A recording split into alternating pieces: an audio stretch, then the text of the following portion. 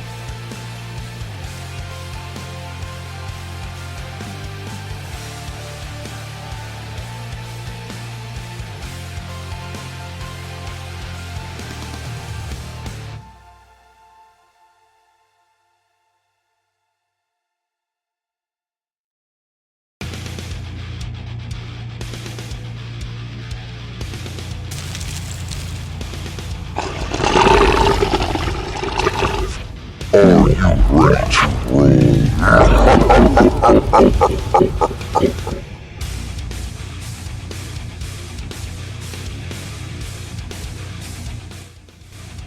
Oh, hello, and welcome to the stream. My name is Grimosnick, and I will be your forever DM. I am a charity streamer with Extra Life and one of the co-captains of Half Best Friends. If you don't know what Extra Life is a platform for gamers to raise money for Children's Miracle Network Hospital. Look at this weirdo on my screen. Yes. This is my new screen. So it is Wednesday, so that means it is ready to roll. Eminent Event Edition. It is our new campaign that we are going to be going. This is Session 0. Welcome to welcome to Emerald City. Freedom City is a campaign as the campaigns that we usually use. Emerald City is still in the same vein, same universe, just different side of the country. So that being said, as a team, we have raised $3,030. I have raised $400 myself, but as a team, we have raised $330, and it's March. We are absolutely fucking killing it, folks. All thanks to the generosity of people like you, and I thank you for that. That also means I am $500 is my next incentive, which is the Freaky Friday incentive. So $100 away. When we get to 500, and me and Panic Ness, if you don't know who Panic Ness is, check her out. She's listed down below in my suggested streamers. She's the captain of our team. and she panics a lot and harasses me. She's my non-sibling sibling. So what's going to happen is when I hit that $500 mark, we're doing a Freaky Friday stream. I'm going to dress up as her and act like her, so show her what it really means to, deal with her. And she's going to do the same thing to me, and she thinks I'm going to get offended. People have been making fun of me my whole life for various reasons. Oh, you're bald, you have glasses, you have small hands, you have big feet. Why does your feet turn that way? Why do you look that way? All sorts of shit. But guess what? That's fine. I'm fine with it. So, you will notice on either side of the screen here, we have some new stuff. So, on that side right there is the Comic Chaos chart. So, Ready to Roll has, since its inception, has always had a Chaos chart. This is the comic version because Mutants and Masterminds is a superhero-based game. It is based on comic books. That is the genre, and that is the theme of it. So that's how things play out. So that stupid slapstick comic book things that are suspension of disbelief stuff that happens in comics, that's what this is going to be like. Every episode is an issue. And the good thing about this compared to Pathfinder is with Pathfinder, if we didn't have everybody story-driven more so than this, is if not everybody's there, we're in the middle of storyline, we can't do it. M&M is completely different because it is more episodic, and in comic books, even if you're in the middle of storyline, somebody else is doing something else during a different part of the storyline. So if only one person shows up, guess what? That's a solo adventure. What's everybody else doing? I don't know. Maybe they're taking a goddamn nap. Does it matter? No, because we're going to have fun either way. So that means every week, regardless, as long as at least one person shows up besides me, because I'm not doing this by myself, obviously. But get back to the Chaos chart. So, in a true fashion of both having a Chaos chart and then also comic books, this is one of the fun things. So, the Chaos chart gets pinged anytime anybody donates $2 to my extra life. So, you roll on the comic Chaos chart. So, these are the things that can happen. 1, you increase the DC of a target player's next check. So, and the thing about it is, you guys get to roll this, not me. Like in previous incarnations of it, I had to roll. You guys donated, I rolled it. You're going to use that dice down below, and you're going to roll the chart. And the thing about it is, if you type in exclamation comic when we are on the other page or the other scene where we are viewing everything, that will pop up so you can see it, and then you can roll your dice and tell us what happens, and you get to choose. Like if you roll increase the DC of target player, you choose what player that raises their DC, which is their defense their difficulty class. 2, plot twist. That I will roll, so that is a plot twist chart that is built into the game. I will be rolling that if you get that. 3, multiverse portal opens up. Who knows what type of shit's coming out of there? It's from an alternate universe. 4, alien invasion. Okay, got to deal with that. 5, Freaky Friday. The players switch bodies or switch powers. Hidden enemy is revealed. Somebody who thought was an ally is no longer an ally. Gain a rival. So now they have a nemesis to deal with. Gain a fan following. Sounds great, right? Unless they're that annoying fucker who just doesn't leave you alone. They're just stalking you all the time. They're like, hey. You want to be my friend? I love you to death. Come on. Nobody wants that in their life. You can also be teleported somewhere else randomly. Lower the DC of the target player's next check. So if you want to help them out, make it easier for them. Target player acts against their character concept for a scene. So if they are a do-gooder, maybe their personality changes for a little bit. Mistaken identity. Somebody thinks they're somebody that they're not. This one's pretty nasty. Temporary power burnout. They lose their powers for a duration, which we will roll to see how long that power is gone for. Let's see. Temporary power boost, the exact opposite. Their powers go fucking through the roof. Temporarily, doppelgangers. They meet themselves. Visions of the future. Could be good, could be bad. Kidnapped or abducted. They get amnesia. Somebody randomly gets amnesia. It could be an NPC, could be them. Who knows? And then the forever 19 or 20. Roll twice on the chart. Double your luck. Okay? And then on the other side. That side. Yep, that side. You will see the rest of the stuff. So, besides the $2 for the roll, you also have a $5 to gift a reroll to a player or a DM. Now, what that does is that basically we give them a token, so they get a reroll for any check they want. So this is a D20 system, so everything is D20s. That's all you're rolling. So they get it. This is cool. It's good and bad because how it works with that is They get a reroll, and they have to take that result if they decide to use it. But they can bank these and keep them for that session and for the next session. They'll roll over. So if you donate $5 to say, hey, I want Robert to get a reroll, guess what? He now has a reroll that he gets to choose when he uses it. The next one is a hero point gifted to a player. So a hero point is better than a reroll because a hero point does multiple things. A hero point can let them edit the scene to change something that's happening in the scene, whether it be, hey, I know this guy from high school. We actually went to elementary school with each other. We haven't seen each other in forever. Hey, dude, what's going on? Oh, I don't need to fight you. What the hell? We haven't caught up in forever. Oh, that's my long lost brother. It can be instant counter. So the big bad is getting ready to blow the shit out of them. They're not going to survive. No, I'm going to instantly counter that. So I sidestep it. This is what happens. They explain what happens. They can do a reroll to get the better result. They can remove a condition from the condition chart because there is no hit points in this game. It's all conditions, which I'll explain in a little bit. But stuff like that. Then the next one, $10. If you donate $10 to my Extra Life, you too can play as a guest star on a future episode or issue, as we call it. So that means you can do that because it is so easy. You figure out a concept, and there's a bunch of preloaded characters already in there that we can just, here you go, come in for a Wednesday. You tell me which Wednesday is good for you. We figure it out, and guess what? You're part of the action. We did do that with Pathfinder 2. I think we only had Alex for a couple sessions, which is kind of cool. And then, of course, still $10 to add a custom NPC this series, which Ness is the only one who has so far, which is awesome. I gave her write-up and part of the artwork for it. More to come. And then the one that I'm excited about is the last one. So $20 donation, and I will custom make an issue/episode for you. So you tell me what you want. You tell me what you want to see because it's a comic book. So if you have a specific idea in your head, you're like, I want them to fight like a Dr. Ock type guy, but I want him to be obsessed with, he's obsessed with teddy bears or something. Oh, okay, weird. You tell me like what you're thinking, what kind of situation you want to get in, and I will build it for you. And then it'll be dedicated to you. So then when we do the next one, it's like, this was brought to you by, and then, whoever donated for it. So that's just that. So tonight's is, like it says in the description, it is about them building their characters and us learning some more about the setting, which is Emerald City. So, that being said, Emerald City, just to give a little bit of background, we have played multiple iterations of M&M. We started with 2nd edition. This is the 3rd edition, so things are tweaked a little bit differently to streamline it a little bit. We are playing in a variant universe of our normal M&M universe.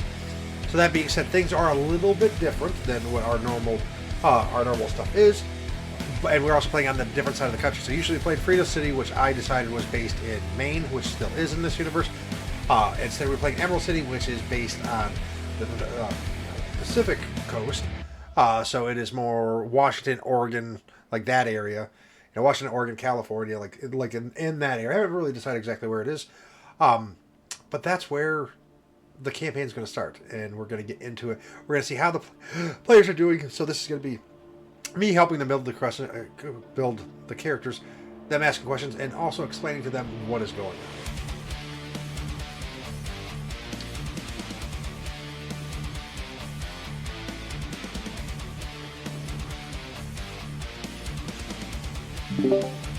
What's up, bitches? Jesus. Oh! I'm good. I'm trying to figure my shit out. Well, that's always good. Oh no, mimic dice all over the place. Also, if anybody notices, on there you will see that we have this little slider right here that will just show you some of the rules. So that way, if you're interested in what the rules can do, right there's just little tidbits about what's going on. So, first and foremost, I want to thank everybody for joining me for Session 0 for the kickoff of Ready to Roll Mutants and Masterminds Vanguard. So, players, as you're building your characters, things to keep in mind. You are all members of an organization called Vanguard. Vanguard has been around for several hundred years. It can trace its lineage back to the Crusades. So unlike other superhero teams where they have a set, base of operations, like Freedom Hall and Freedom City, Gotham for Batman and DC, and stuff like that, the Vanguard are more mobile. While they have members that have their private estates that use them as safe houses, and retired members usually house other members for the in various cities that they once patrolled themselves. The Vanguard are more of, where's the action at? We're gonna go. That doesn't mean they're not necessarily glory hounds, but they have a mission, which is take care of the scum and villainy that is wrecking their planet, their dimension, their universe. That's what they do, is they're out to help people and keep society clean. So a little bit of background on the top of that, so you know how the world works. For Juddy and Dave, you have played M&M under me before. So it is essentially the same world, but it's an alternate universe. A few things have changed and didn't go the same way as it did in previous incarnations, but for the most part it is. Freedom City is still in Maine. A lot of the heroes that you formerly played are still in existence there, just in slightly different capacities. But around 20 years ago in the story, there was a few things happened. The big thing is there was an event in Emerald City, which is located in the Pacific Northwest. Think Portland, Oregon, Seattle, like that type of area is where Emerald City is kind of located. It's on a peninsula that's kind of surrounded by mountains and isolated from the rest of society in and of itself, but it's a thriving metropolis. But about 20 years ago, there was it was called the Silver Storm. So the Silver Storm happened when what they thought was a rogue comet fell into the city. It was not a comet. It was a alien AI that had been in slumber, flying randomly through the cosmos, and then when it hit the ground, it woke up and spewed nanites everywhere. Sorry, my allergies are getting to me.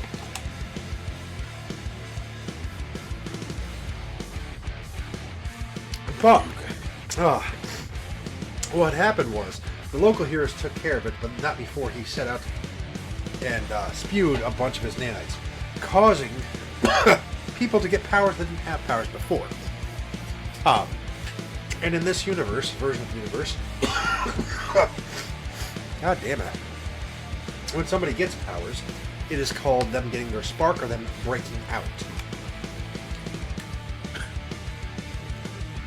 Oh man, I gotta go get some clear cell. I'm breaking out. You're so funny. But because of that event, and this is where the storyline differs from the previous one, is the Paranormal Paragon Registration Act was written. So originally they're going to make it mandatory for anybody with superhuman abilities, anybody who showed anything above human capabilities to register. And it was going to be mandated countrywide and then worldwide. And through lots of litigation with heroes that were in place, people that had tried this, years before and it didn't work out in their favor, they came to an agreement, an arrangement. So it is no longer, it's not mandatory. The law did pass, but it was not mandatory that everybody has to register, because in all honesty, there's no way to tell, because there are so many different variants of superhumans or paragons or paranormals, as they are called, most predominantly, to actually track it. There's no way, because they come from different origins, different backgrounds. There's no way to know. They can hide in plain sight. You wouldn't know. How do you do that? Oh, and somebody suggested, do it from birth. Every child, needs to be done, and everybody has to, everybody has to go into these centers. And like, no, we're not doing that. So the deal that was brokered, thanks to some of the heroes of the world that were renowned, is the organization was founded, which is the Paranormal Regulatory Agency, or the PRA, and it is a policing force for metahumans, paragons, paranormals. It is completely run by other people with powers. That was how they got it. It's like, we're going to police ourselves. Now, they do have liaisons with the normal populous governments and stuff like that, because they're going to have to. But it comes down to pretty much they police themselves as long as they stay out of trouble, and like, people choose to register. The only time you are forced upon registering if you are a supervillain and get caught. Then they take all of your information and upload it into the system, and you are registered. Which means they have a full dossier on your abilities, your known locations, your aliases, and stuff like that. Doesn't mean they're not going to put a tracker on you, but you can have a chance of going to super prison, which there are several of them. With Blackstone Penitentiary being in Freedom City, and then Deep Six being the prison on the Emerald City side. Which are actually very similar in how they're built. And you guys would know that being a team. But where Freedom City is home to heroes, predominantly, Emerald City does have its heroes, but Emerald City is more of a melting pot than anything. There is a little bit of everything here. You have the Atlas Mountains, which has rumors to have gods roaming on it. You have several forests, including one that is known to hold cryptic plans that have banded together for their own safety, as they put it. There is another forest that is essentially a Fey forest, so you have to worry about that. And heroes and villains alike. The thing about it is, it's not as popular for villains as one might think. There are plenty of villains there, but most of them are minor, and it's the last 20 years or so, it's been kind of in check. You have some outbursts here and there, like you would in any city with heroes, but compared to Freedom City or LA or Paris or some of the other places in the world that have huge, like constantly, mega villains trying to take over and stuff like that, Emerald City's kind of docile at the end. They had a superhero team called the Sentinels. Was one of the founding teams that eventually evolved into the Emerald City Knights. The Emerald City Knights recently have been struck by a condition called burnout. Burnout happens for a variety of reasons. I don't fully understand it. It's when a paragon, a meta, loses their powers. Most of the time it's permanent, but not always. This team that had been kind of keeping the peace and been active for about the last 10 years or so in this current configuration lost their powers. And now, the problem is, it's been months since that happened, and the powers are coming back, and the villains and the criminals of the city have realized it. So now they're coming out of the woodwork more. So what kept them at bay was knowing that there's a superhero team protecting the city. So you did have, here and there, different events happen, but overall they kind of kept it themselves. Now, though, they're like, who's going to fucking stop us? Who's going to stop us? And that's why you guys were called in. You guys were called in by a liaison that you worked with before from the PRA and said, hey, we need help. They called. Acknowledge me! What's up?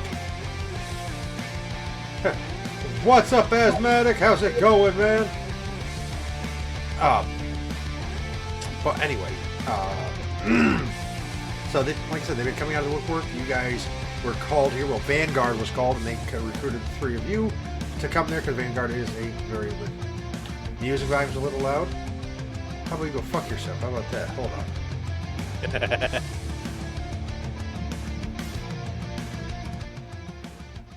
Is that better, sir? Sir? Sir? Is that better? Madame? Boo boo kitty fuck? Hello? You need a response, Pook. This fucking guy. This fucking guy. You son of a bitch. But, so, like I said, so it's been probably about 6 months or so, total, since, the Emerald City Knights lost their powers. And when we start, you guys have only been in the city for about 3 weeks or so. Just getting there. It's up to you guys whether how well you know each other. you definitely know who each other are and each other's kind of like base powers, because Vanguard is one of those things like you hear about each other, like there's an active roster, but it's also up to each of you individually whether you are registered with the PRA or not. The PRA has a liaison deal with Vanguard, but Vanguard as a whole is not registered with them. Individuals are. But in the city, you have been staying with a retired member of the Vanguard at his laboratory / house. His name is Dr. Alexander. What is it? What the hell is his name? I don't know. It's your character. I had it memorized. I have my notebook downstairs. Taunton. Yes, Taunton. That's what it was. Alexander Taunton. Everybody calls him Aton for short. He lost his mind, putting it mildly, about 15 years back or so, and he is currently under house arrest. Self-imposed house arrest. He is not allowed to leave because he is an expert in dimensional technology, and accidentally opened a rift to another dimension and destroyed 2 city blocks, killing countless thousands. Oh my. And he was given the choice of self-imposed exile, or they were going to put him in prison. And he said, I'll do self-imposed exile because I'm still good, but he also fried his mind in the process. He's a nice guy, just a bit odd. And he's confined to a wheelchair. But you will be staying at his lavish estate until you guys deem that you want to get out and start, get your own base, or you can stay there indefinitely because you are members of Vanguard and he is a Vanguard, so he's fine with you guys staying there. Now, the city itself has attracted a lot of things over the years, including tech. Tech is the biggest industry in the city, with Mars Tech being the primary tech guru in the city. They kind of was ahead of its time, saw what could happen, and like with tech, and kind of took it by the balls and went with it. There are other companies that are in the running for it too, and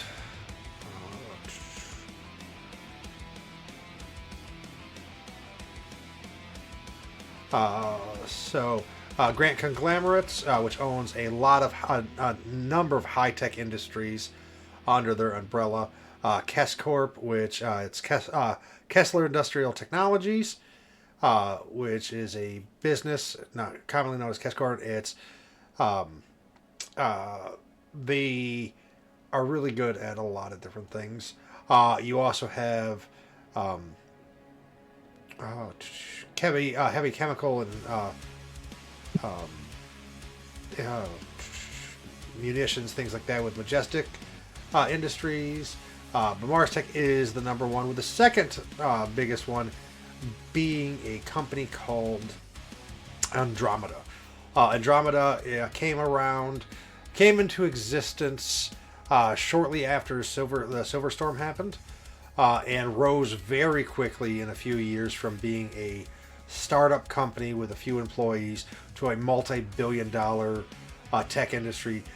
They do everything from computer programs, so computer software, computer hardware, video games are a huge part of them.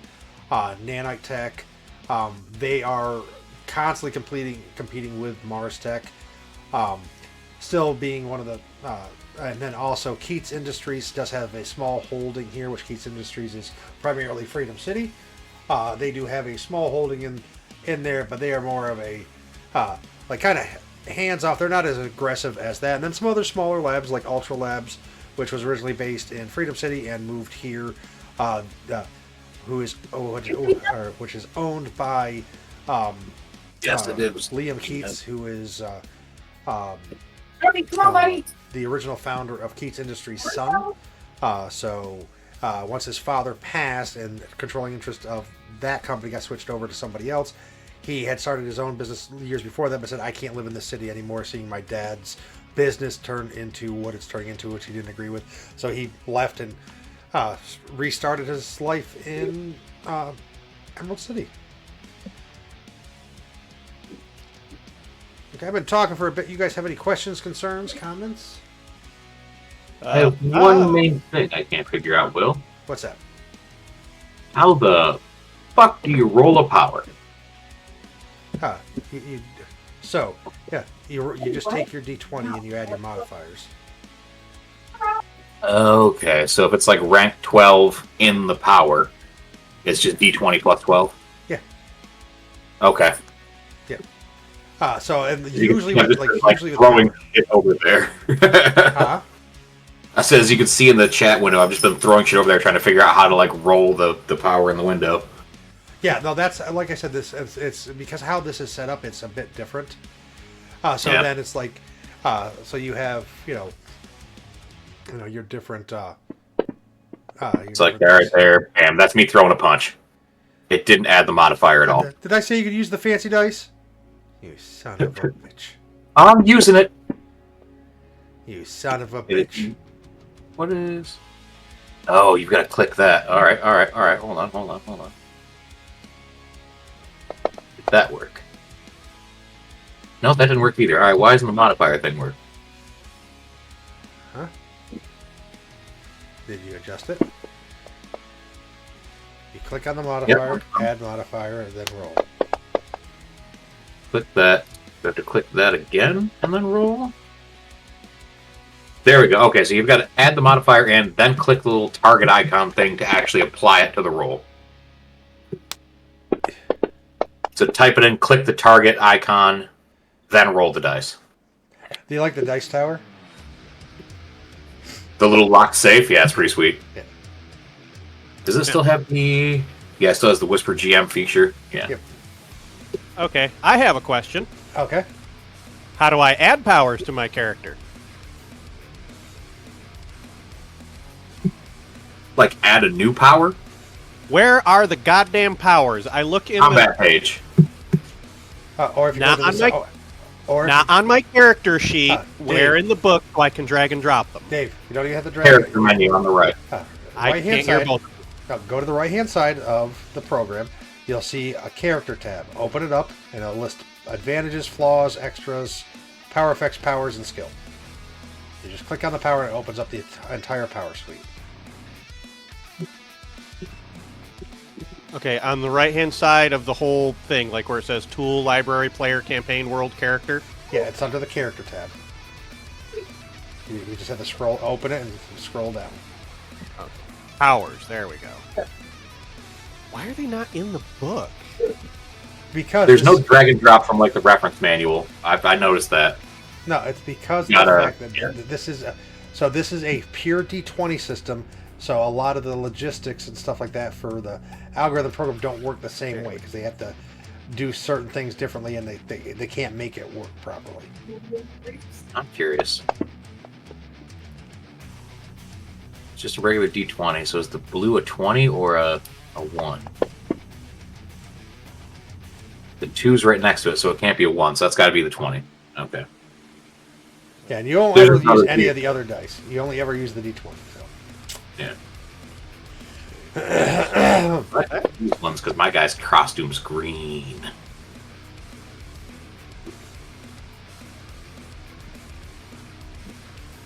Okay, so shapeshifter's your power at 33. It's cost 33. It's at power 12. Yeah. Yeah. You can make your dice bigger too. Yes. Only 120%. Yeah. So now you did remember to pay for each one of those as an alternate, right? The variables change the cost, and then the ones underneath it, the elongation, deflect, damage, and everything like that, I get 5 points per power rank that I can spend between them, so I have 60 points total, which is all of those added up at 12. Okay. Yeah, because remember, you can't have anything under the array go over 33, though. That's the way it works. I shouldn't be able to have anything over 12, because the 33 is just the cost of the shapeshift power at 12. Yes, no, but what I'm saying is anything underneath it can't be more than 33 points. Oh, no. Those ones right there don't use actual power points to pay for them. for the way Oh, the no. shapeshift power works. Oh no! I know that. I know that. But anything that's a variable effect is how it works. Variable effects is for that. Like anything, just you can't. Oh yeah, no, the variables just give me the innate thing, the action thing, which it has to have. Yeah. The reflect, which is where the deflect power comes into play, and then the noticeable, because we all have to take a flaw. Yep. Because of the previous session when we created our characters and Alex rolled the chart and made us all add a flaw to our character. Yes, but either way, you're still going to add a flaw anyway, even if he didn't force you to. Oh, yeah. Because complications are the only way you can acquire, or one of the only ways you can acquire a hero point. If you play into your complication effectively, then you get granted a hero point because of it. Yeah. Mine from Alex's is noticeable, so when I use my power, it literally makes the cartoon stretching sound effect.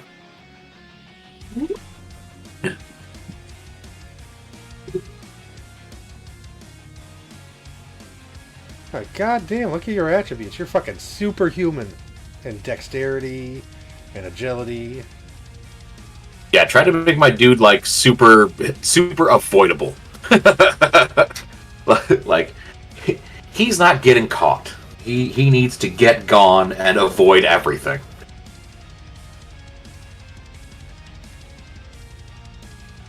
You have a good toughness, that's always good. I had to look up how toughness works and how to get it there, but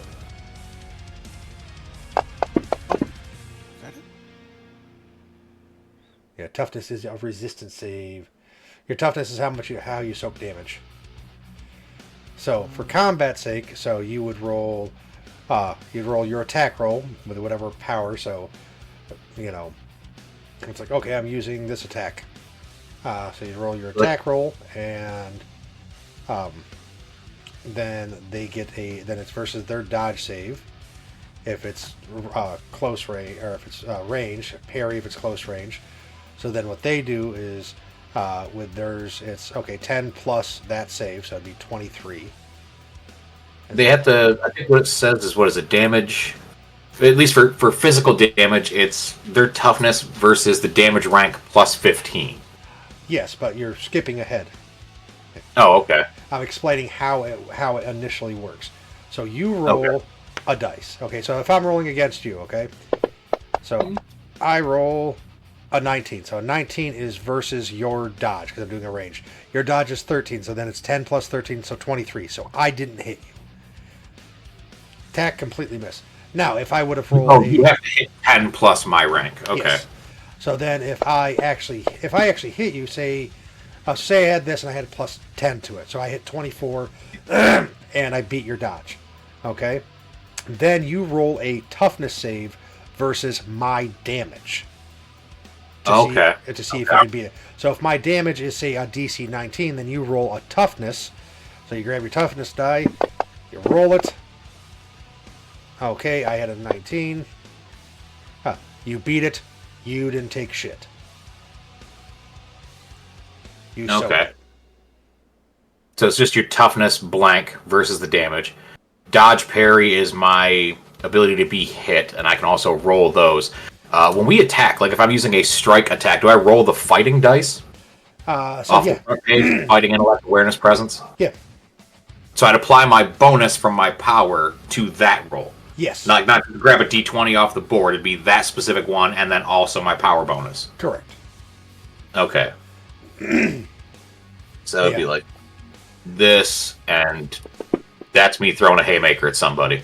Yep. With stretchy hands. Okay. Yeah, because remember, you guys are also at power level 12, so power level 12 is the big leagues.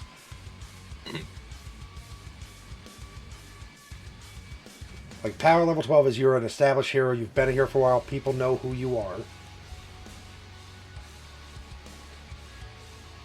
Does it have to be, or do you just have that much power? No, that's how much power you have. Okay. Because like we were talking about with my characters, I don't know how long I've actually been doing it. Well, actually, according to what I have written for a backstory, I think I've been doing it for 2 years now.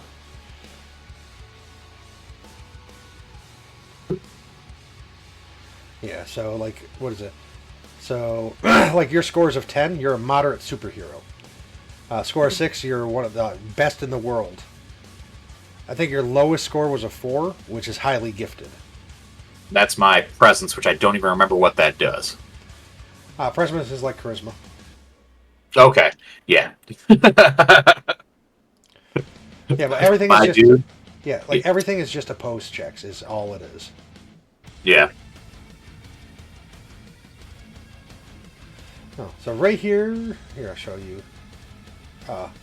Right here is a picture of downtown Emerald City.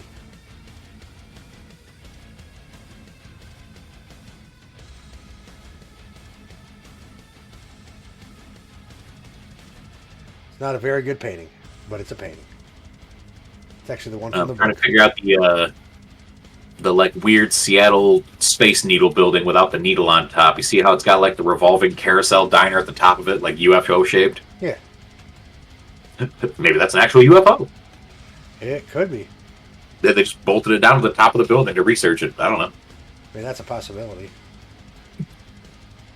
Why I want to know is why that one seagull's fucking huge.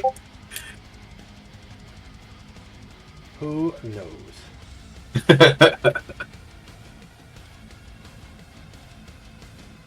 Oh.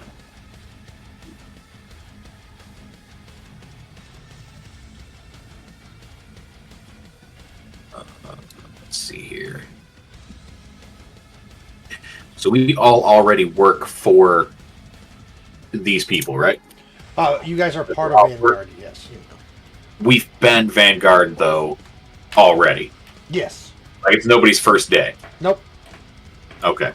Yeah, like I said, it's up to you guys whether you guys have worked together before or not. But you would know each other's names and like rough power sets, and like not every detail of each other, unless you would like have worked together a bunch. But you know, Yeah. oh yeah, you're that guy. I've heard about you. Oh, I was from my last mission was over here. I was I was there for a year. I was 6 months in Albania. All right. Well, so I'll leave it up to the other two because I don't know how long they're have gonna been like at the game. But my dude has literally been with the same Vanguard agency and registered for 2 years. Yeah. So right here shows you kind of what happened during the Silver Storm. Those little blue crystals that are going into this bitch's head, that's alien nanite technology that's awakening her powers. Oh, I would have assumed that was just her mutating from getting powers. Yeah. Is that like a knockoff Colossus behind her? Yeah. Yeah. How do you know the Colossus is a knockoff of that guy? Well, I'm assuming a character created in the early 70s probably existed before the 3rd edition painting in this book. Late 70s. Listen, all of the 70s were early 70s, Dave. Okay. 1983, that was late 70s. Yeah, I'm just going to share this because this picture is labeled as art and pop culture. All right. This mumro Hey, my motherfucker is. Hey, look, it's my That people. that is a Marmot rap group. You want to go to a psych ward? Bethlehem Heights. Well, I have a build question as you're playing around with the pictures. Yes. How do I add extras, flaws, advantages, all that to my powers? You have to write it in. There's Or you can drag and drop them right from the extra variable. You can add variable to your power, and then from variable you can add like the drawbacks and shit there. So I can't just add the accurate extra to my strike. Yes, you should be able to. It's under if you click on the actual power, like click on the star, Yes. and then it opens up the power, and you click there's a part that'll say effects. You click the green thing to add a new one, and then you add. Stop. Back up. Yep. You lost me at the green whatever you just said because you kept talking. All right, click on the star next to your Okay, power. hold up. Let's start from the beginning. I'm looking at my character sheet. Yes. I click on the star next to the power that I've added, right? Go mutants! Yes. Then I get a pop-up of my power, right? Yes. Now what? All right. See where it says cost and how many points you've paid for your power? Yes, cost, and then there's a box, and then below that it says effects, and then damage with a star next to that. Yes. Now on the effects thing, there is a green plus sign. No, there's not. There is not one. No. Yours might be broken. Thank you. Mine has a green plus sign for everything. Yeah, I got... This thing clicked? No, I don't have that thing clicked. Because like even on my base power, there's a green plus sign to add an item to my power, too.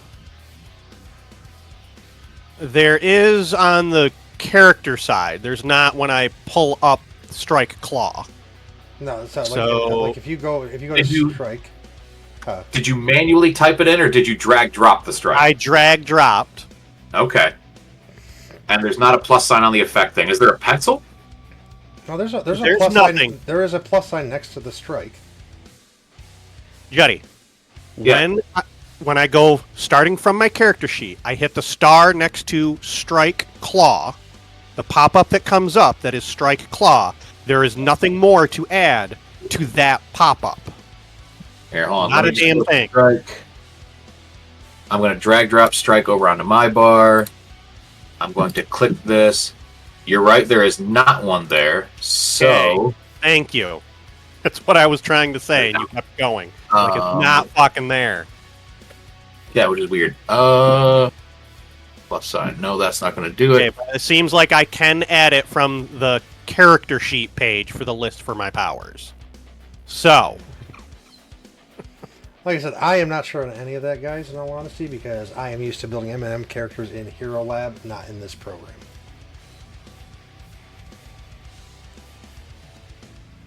okay. So, add... But I will share the map. Yeah. I'm trying to drag and drop, damn it! Fucking pop-ups. Yeah, Thank Papa Pads, you motherfucker! This goddamn GM sucks. Where was it?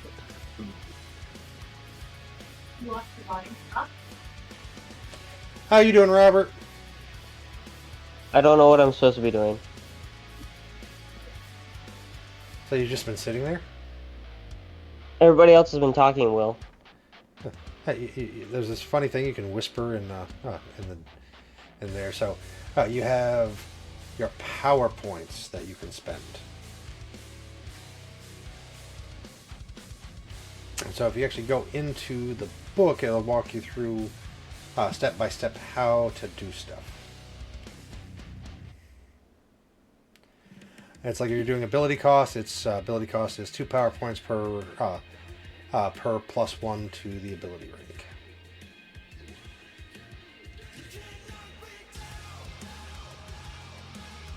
And you're starting at level 12, so you have 180 points to divvy out between your various. I'll say on. Yeah, on the very first page of your character sheet, Robert, if you put, what was it, right-hand column, it says hero points and power level. If you put 12 into the power level, it tells you how many points you have, and it keeps a rolling total of how many of you've used underneath it as you're adding shit to your sheet, so you keep an eye on it.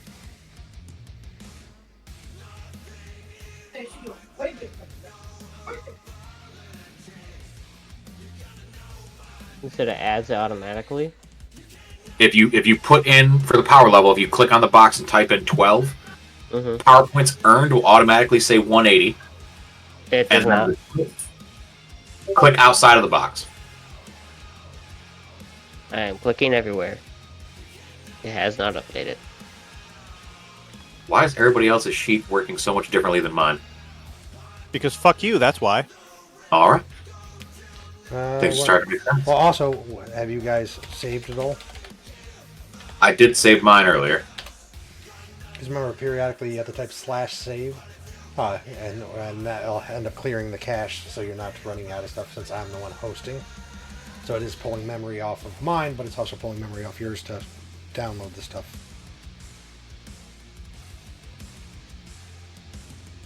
Okay, so since Mine I have will, to... Since I have to manually add the extras of my power, that means I have to manually add the cost for the extras and advantages of my power.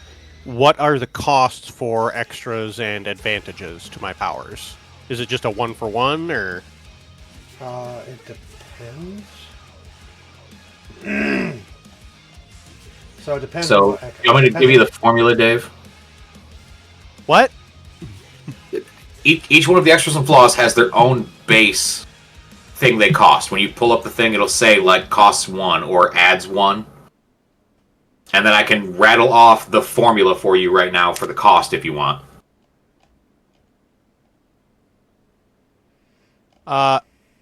Accurate. It says PP cost rank +1. Yep, so that means it's an extra and it costs +1. Okay, so on the character sheet next to accurate, under my strike power, it should be 1. For the cost? No. Yes, for the cost. That's what I'm asking. Yeah, the cost, because the power cost it's your base effect cost. So strike is 1. Plus extras. Accurate is 1. Minus flaws. Times rank. So if it's just strike with accurate, it is 2 points per rank. So the overall cost with extras is 2 per rank. If you take 10 ranks in it, that means the cost of your strike is 20.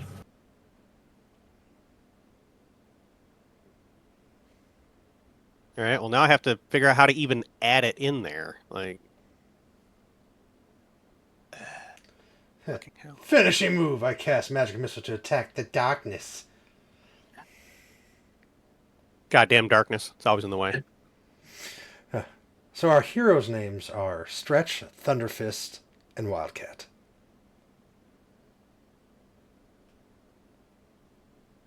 You know, I'll worry about the math part of it after. Let me just get my powers in there, and then I'll fuck around with the math, I guess. Because it's a pre-made character, so at character level 10, so...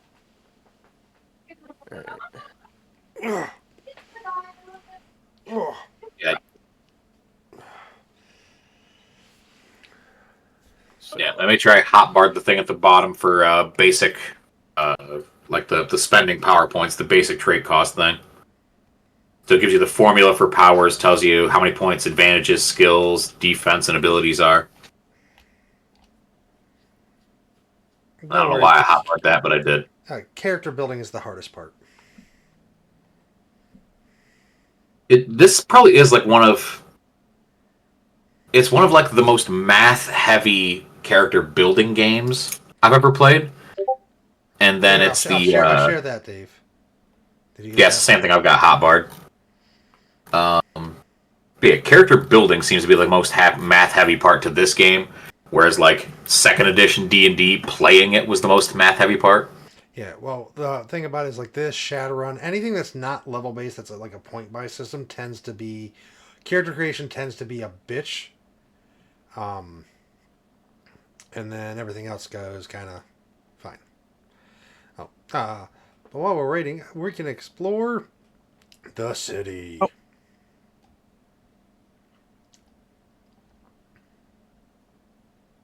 Zoom in here. Is it? It's just a big robot. It's just a Council Island, Will. Yeah, what about Council Island? There's just a big robot. That's Telex. The Telex robot. He's what caused the Silver Storm. All right. He's just got an island to himself. Like he's a sightseeing thing on the island. Yeah, he's dead. He's dead. Like he has no power left in him. It's just a dead robot on the island. All right. Yeah, he was too heavy for them to move. Yeah. He's made from a material that they're not familiar with. They can't, like, he's magnetized to the fucking ground. All right, Will. Yes. Trivia question. Looking at this map, what is my favorite type of music? No idea. Pelican Rock. Yeah, so you have the Atlas Mountains, you have... Just breezes right by it. Acknowledges nothing. Yeah. I'm on my stream, I just zoomed right into Pelican Rock after I asked you. Also, right next to it, there's a gallstone. Yeah, I know. They're going to need to get that checked out. Stone? A gallstone. Goldstone. Gull, as in seagull. Okay, so to point things out, so the Eastern District is basically Chinatown, Little Tokyo. Sunset Hill is old money. Royal Hill is new money. University Hill is the college area, so that's where all the universities, college, frat houses, and stuff like that are. Southern Shore is upper middle class. Riverfront is the ports and stuff like that. Then you have Bedlam Heights, which is kind of middle ground. Island View, North Shore, Bridgepoint, Hookville. Those are all suburban areas. So they're all technically, the suburbs, the burbs. You have Yellow Brick Road, Row, which is an 8-block section of the city where you cannot drive down. There is parking on either end of it, but you have to walk. It is the premier shopping area. And then right in that area is also downtown.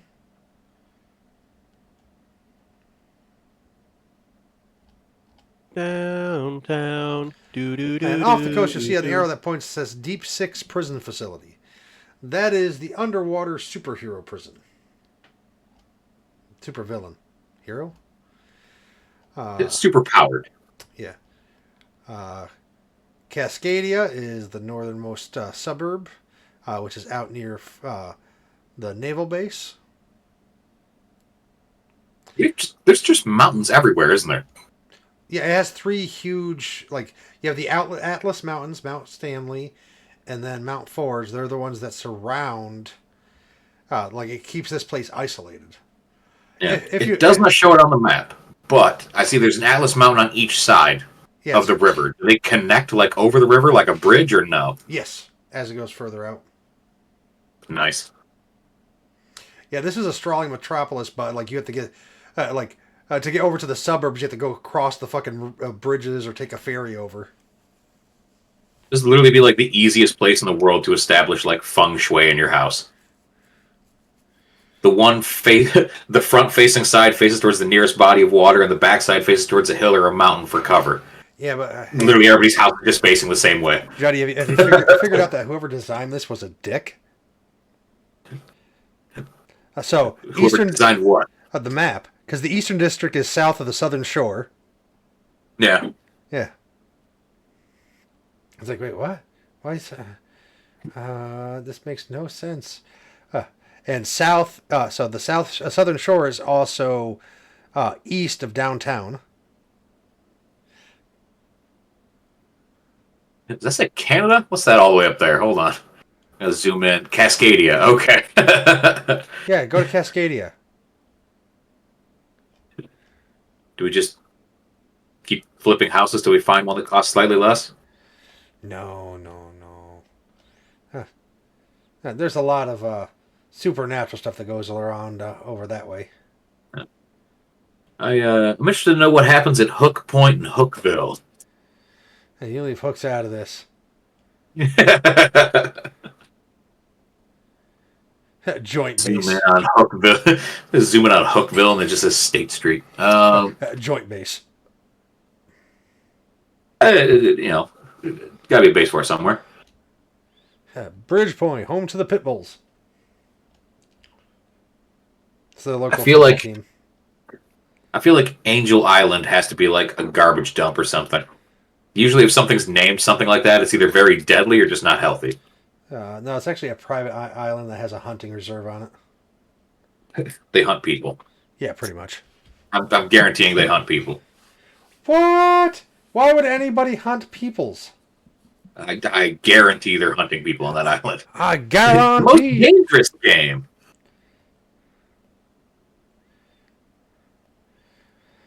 Yes, but this is the fun part. So you can, like I said, there's different areas of the city. So if you need to go to Chinatown, Eastern District, all over the place. You have Aegis Dome, so that's where the Aegis people are, the small little stuff that they have here. Riveting picture. All right. I'm just in the images file looking through some of them. First class boxcar, it's just black squares. First class black squares. First class black squares. I think it's from that train book. It's from the train book, and none of the images loaded. Okay.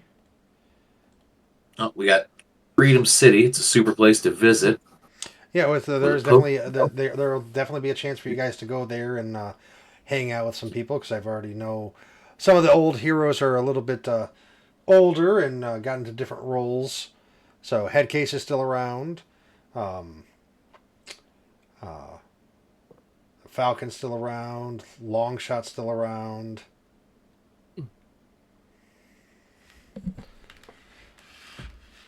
Free Fall. I feel like I'm really wrestling with this damn program.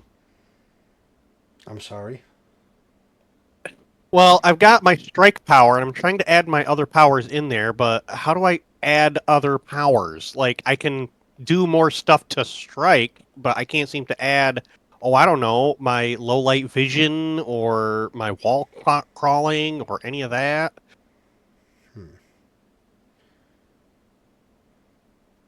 Can you not drag drop those in too, Dave, or no? No! Like, No? once I've added one power, it's like, you're only allowed one. Like, what the fuck? There you go, Dave. Can you do one more for senses? Or movement? Oh, like, Jesus. All my movement ones are together. All my sense ones are together. I don't know if they count as arrays, but like it's so fucking weird. Like I'm sure you can see, Will, because you're adding in that powers tab. I have now a powers tab where I need to fill in my other powers, and then I have a strike tab. That was the first power I drag and dropped in there, but after I drag and dropped that one power, like it wouldn't let me drag and drop any other fucking powers. Apples and peanut butter. It's like, what the Thank you. fuck? That's an entire pizza, so you don't need it all. It's okay. I got food, bitches. I already ate. Well, I'm making a weird fetish stream where people are going to watch me eat. I mean, Nest does that with MREs. Yeah. I just want to point out, just like looking at like some of the pictures and stuff with the images tab. An Yu Hui. Why is that? Weird looking fucking dude. Looks like, who was it? Looks like Michael Douglas from Falling Down.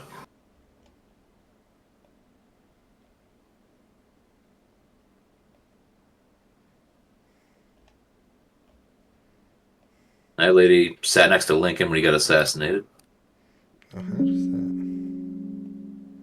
Yeah, and speaking of like the costs of powers, the formula you guys were talking about, I don't know how to add into the program what the cost of those extras on my strike is supposed to be.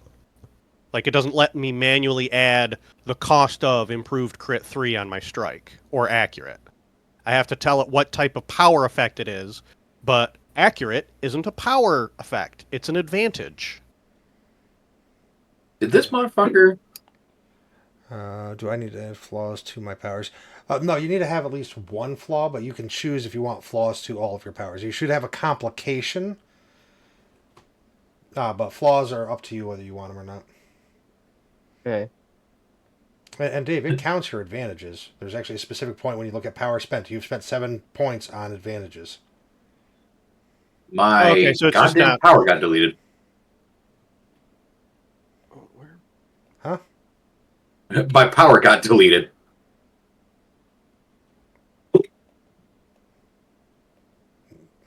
Oh, it did? Yeah. That's weird. All right, that's fine. I can redo most of it, I think. Oh, fuck, I hope I can. All right. Edit list. Get that out of here. Get that out of here. Okay, so... That still says shapeshift. All right, so a question then, Will. Yes. So, specifically for my claws then, for the formula or whatever, the formula, spending power points for a power, is base effect cost plus extras minus flaws times rank plus flat modifiers. Correct. Okay, fair enough. So, for my claw power, again, I'm taking this from the pre-made out of the book, It says claws, strength based, damage 1, accurate, improved critical 3 points. You know, it's giving me the total of how much the claws should cost me, 3 points. Yes. Claws itself is like a 1 cost power, I think, maybe. Accurate is listed as... Is it accurate? No, improved critical is listed as an advantage, not an extra. So So advantage improved critical... is 1 point per advantage or advantage rank. Right. But the advantages in the program is not added to the power. The advantage is listed on the main page as just an advantage improved critical. Yes, but it's going And then in that improved critical in its description says I have to say what attack that's for. So it's not technically part of my power. It's technically it's an advantage that I have. It's not added to the formula for the power. Is that correct? Am I understanding right? Yes. Okay, so on my main page where it says improved critical, I put claw. So we know that that's an improved critical just when I'm using my claw attack. Okay. So on my powers page, I don't need to list improved crit because it's already part of, or it's separate from the power itself. Yes. So I can remove that, and every time I delete something, the compile logs comes back up. God damn it! When was the last time you saved? What? A couple of minutes ago. /save. All right, so I've got accurate, which is an extra, which should cost 1, but I can't write in the cost. Accurate.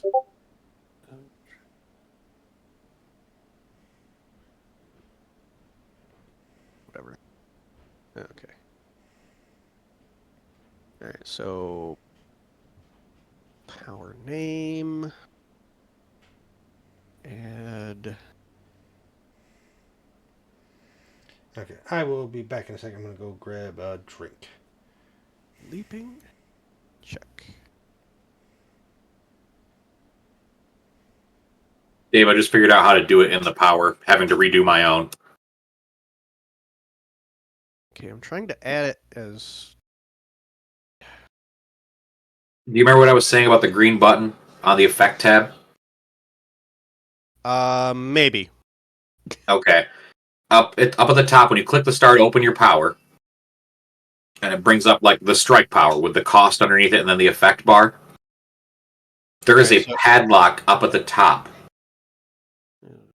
Padlock next to, like, it says public, and then the other thing says locked. If you click it to unlock the power, that adds the green bar to the effect tab for you to add the shit easier.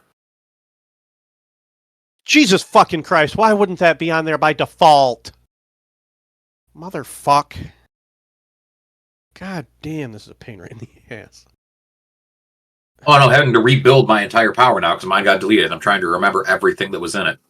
I know it was exactly 33 points. I know that. Okay. Claw strike. Unlock. Add. What was the effect? Accurate.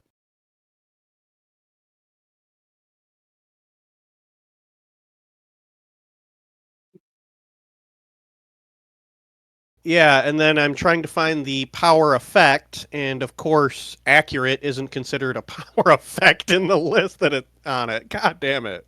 Mother shitbag. Yes, custom. Okay, close. I can't remember what the one thing's called. Oh, innate. Effects. Ah, there we go. Accurate. Adding accurate. Yay.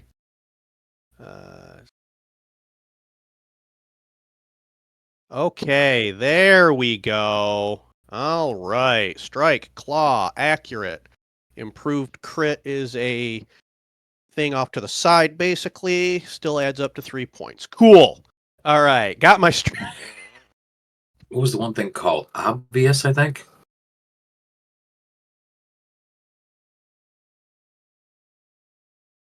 All right.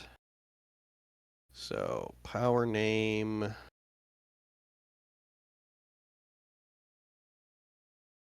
Movement. Oh, movement. Leaping 1. No, but it should be leaping 3. Hold on. Okay, oh, no, hold on. Noticeable, Unlock that's what it it. was. There we go.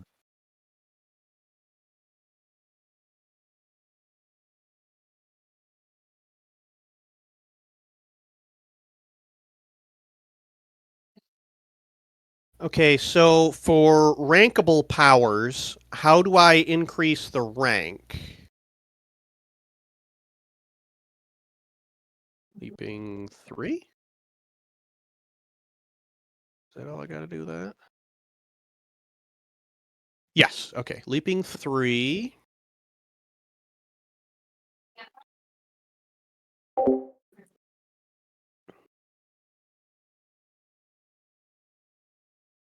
Safe fall, sure-footed, and trackless. Okay. Welcome back! Movement. I think I'm figuring things out. Movement, safe fall. So I want to add a very specific effect to one of my powers. It's the one I was telling you about where I release a short burst of electricity and nullify electronics nearby.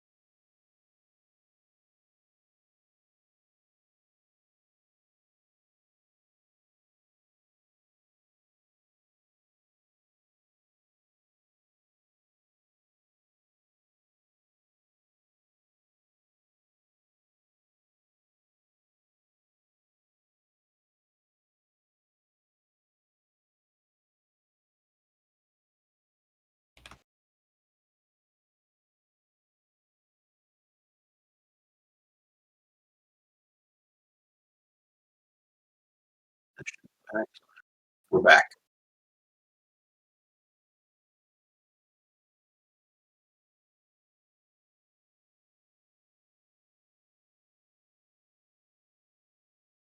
Okay.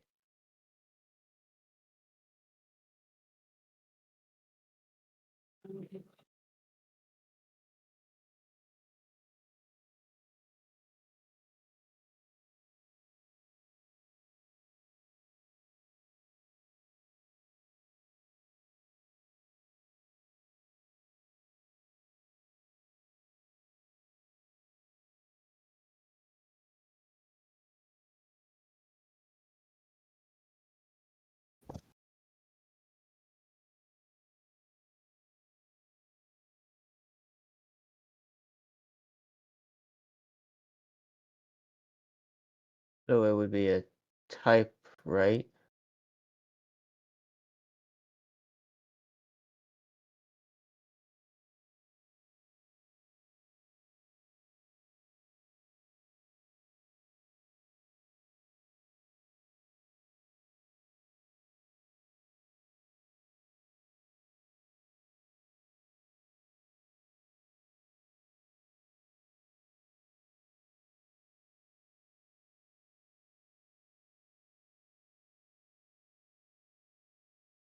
Okay.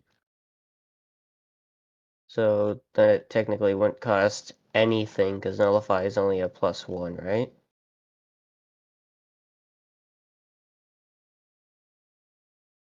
That's just for the initial rank? Okay, so...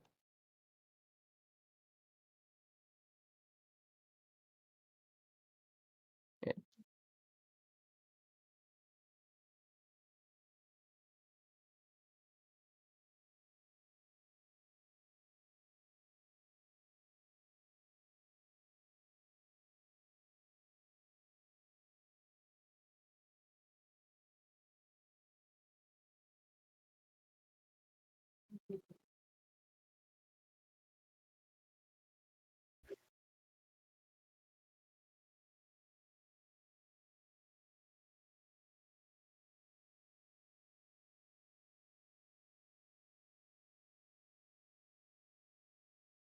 Mm-hmm.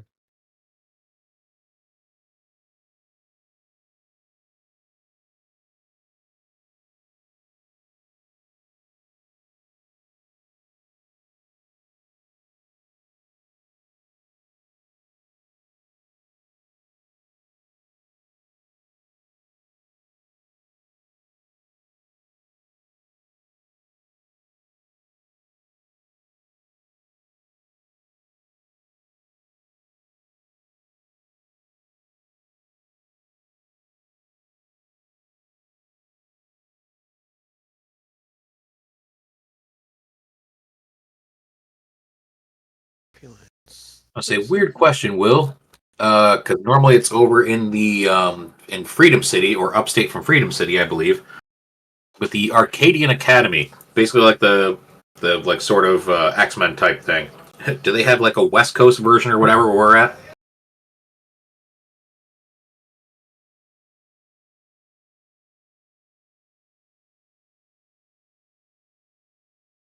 All right.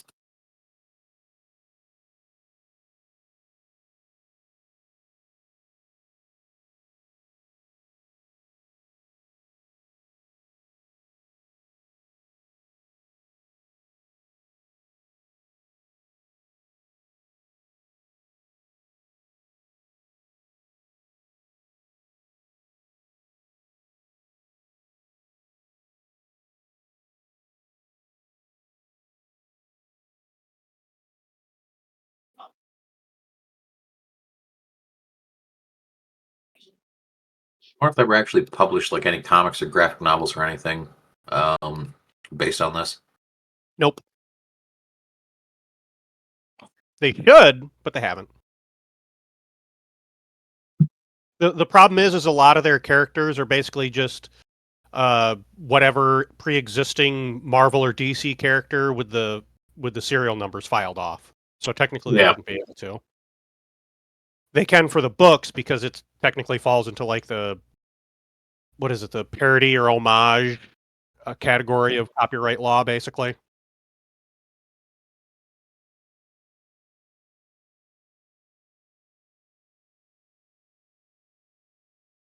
It's true.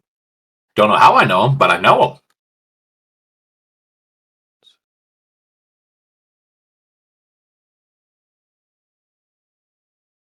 him. I'm sorry. What is this a reference to? Hold on. There's a thing in the images. It's just called MK Ultra. What fucking what psyops project is this a depiction of? It's like an oil tanker going down with like attack helicopters and like two heroes swimming around next to it. He's not telling you.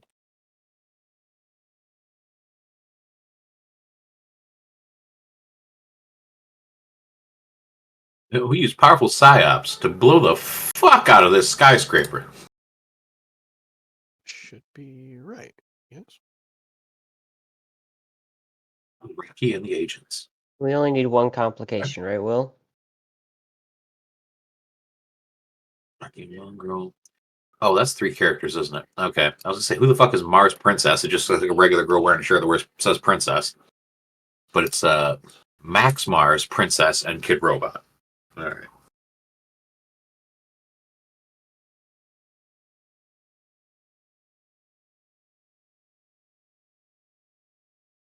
He seems like a Tony Stark guy. Royal Rumble.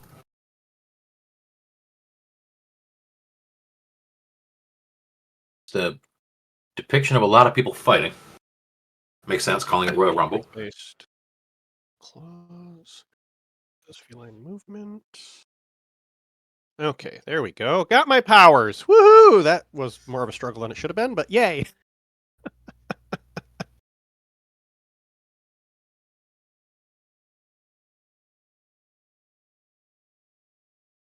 Yeah, which I'm still going to have to modify because the pre-built is power level 10, so I'll have whatever 2 more power ranks of points to play with.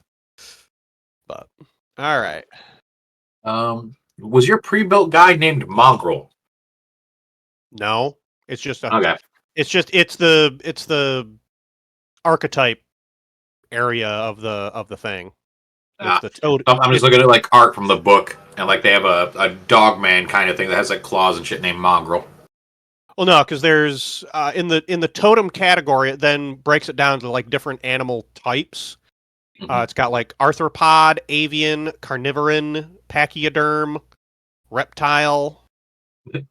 So being a feline based, it falls under carnivoran, excuse me.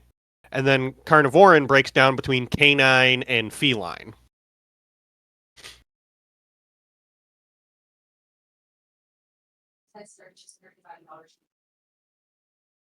That being said, I'm also looking at a picture of Telex from the book, and it literally looks like Galactus and Ultron had a baby. All right, where's my defense? I'm blind. Oh, there. Combat page. Is it on combat? Yeah, top half of combat page is all your defense stuff. Oh, there's dodge. Jeez. Why does it say? Okay, whatever. Okay, I'm confusion. Oh, I'm looking at the total. Never mind. I was like, I hadn't gotten to that part before, and it's like saying, oh, your dodge is 5, and I'm like, according to this pre-build, my dodge should be 6. What?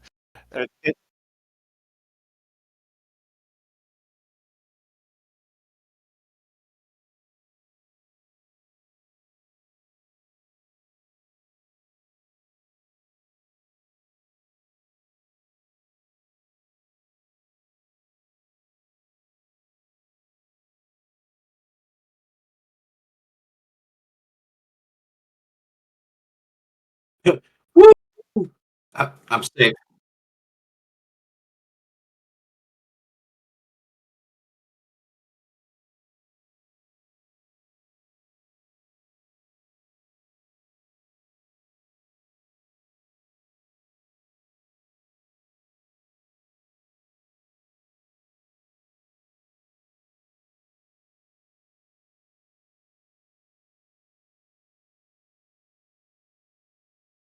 Okay, so on my main page, in the one box there, or you have the top one that's got my name, the next one that has my strength, stamina, all those. The left side's got my advantages, and then below that it's the PowerPoint total or whatever.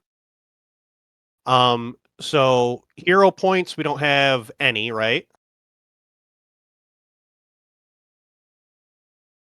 Okay. Uh, power. Right. I'm just making sure the math is adding up, so I'm adding things correctly here. Power level is 12, right? We have not earned any power points because that's as we go, right? And my total power points, it says 135. Okay, that is the total of what I've spent.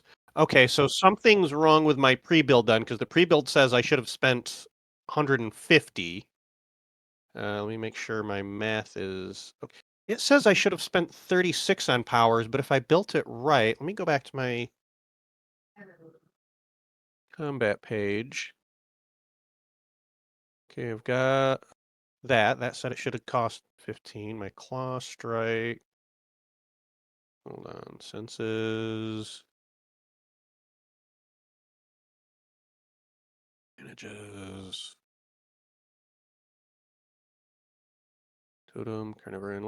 I'm just checking my math here. I don't want to get something for free.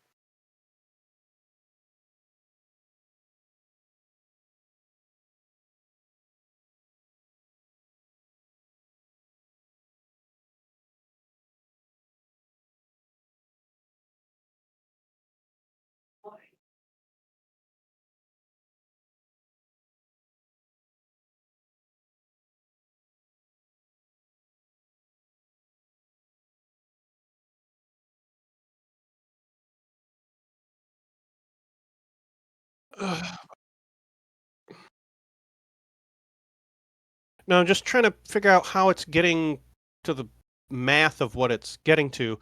So, okay, on the bottom, because I'm looking at the pre-made, at the bottom of the pre-made, it gives me a breakdown of this is how much I should have spent on abilities, powers, advantages, skills, defenses, all that, right?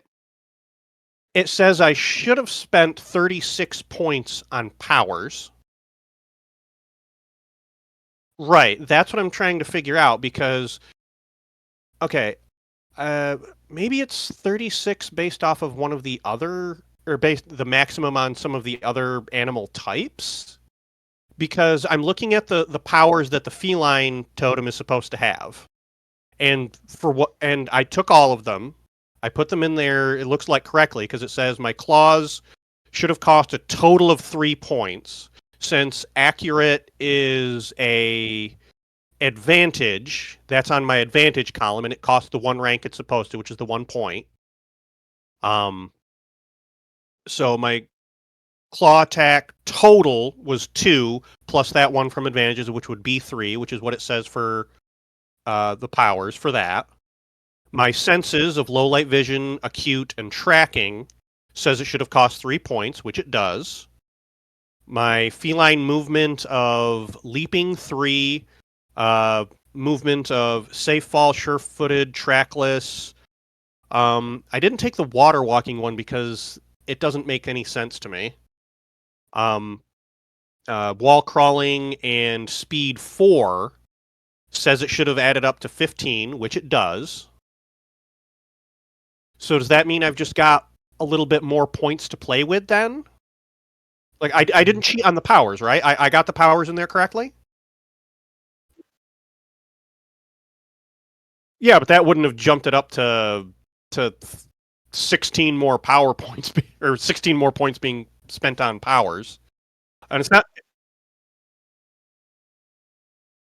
okay. Yeah, because the one power I didn't take, like I said, was water walking, and because it says movement 1 water walking limited to solid surfaces. Which it specifically says in water walking it's so you can like run across water. But it's limited to solid surfaces. That's just the ground. Like I don't right? Am I wrong?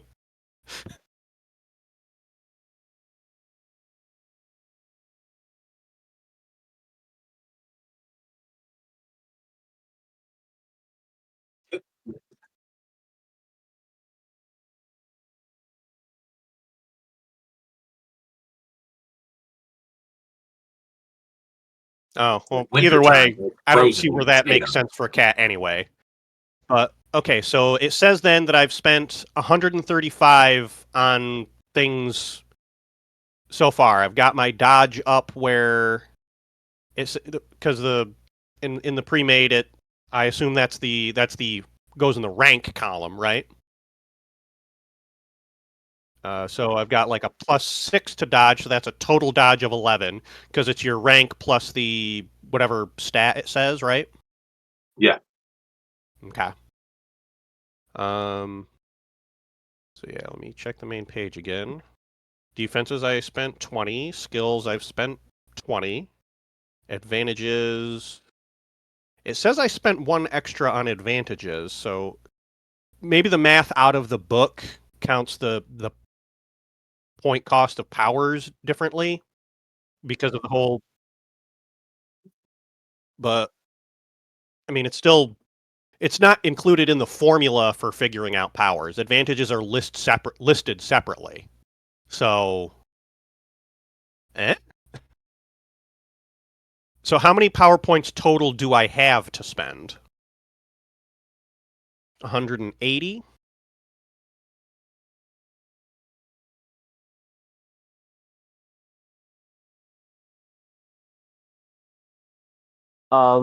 So how do I add more ranks into my powers?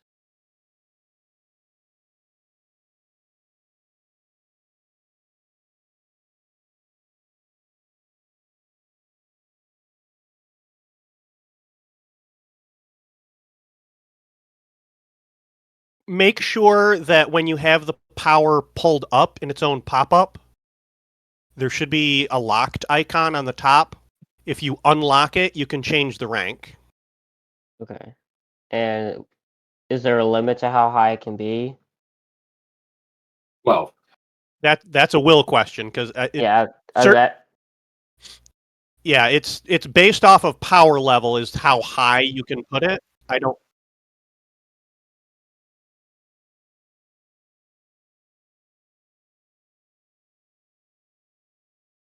Okay. Oh shit, you can have a power up to rank 24? Oh shit. You can have your power all the way up to rank 24? I thought the power was just the same number, like 12. I thought power was just 12. Like whatever the power level, that's how high your power can be.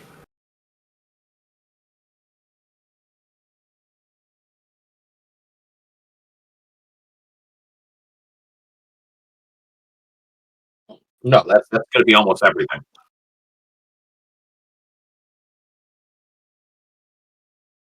Not only that, but some powers at that rank, the effect they have still can't exceed what the power level says for that particular thing. Like you can only do whatever the power level of damage is. So if a rank 24 power would do more damage than what we're supposed to be doing at power level 12, you still can't exceed that.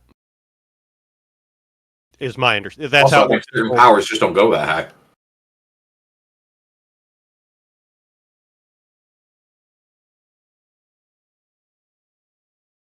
Yeah, but there's certain powers that don't affect some of those other limits, like say super speed.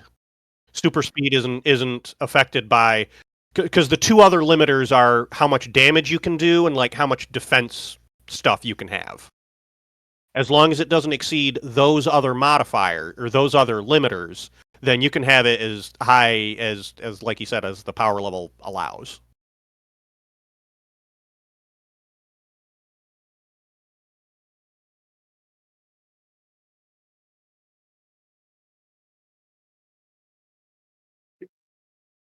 Okay, so I'm just wondering where I want to spend my other points because I don't want other powers because that'd be outside of my character concept.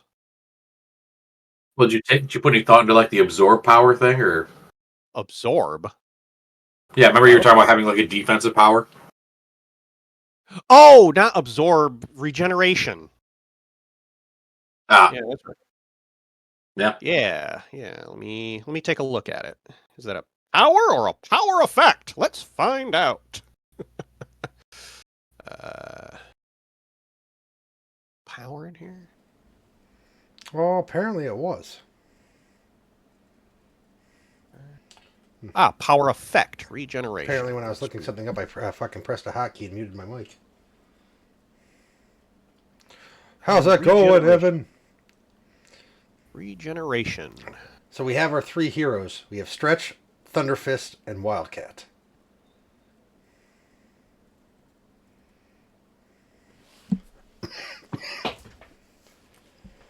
Just felt like throwing throwing both their characters under the bus for a minute. Like, yeah, Thunderfist is this cat creature, and then Wildcat is this guy who has electric. Yeah. Yep, and right there's the Comic Chaos chart. And then if you type MM, it brings up the other chart.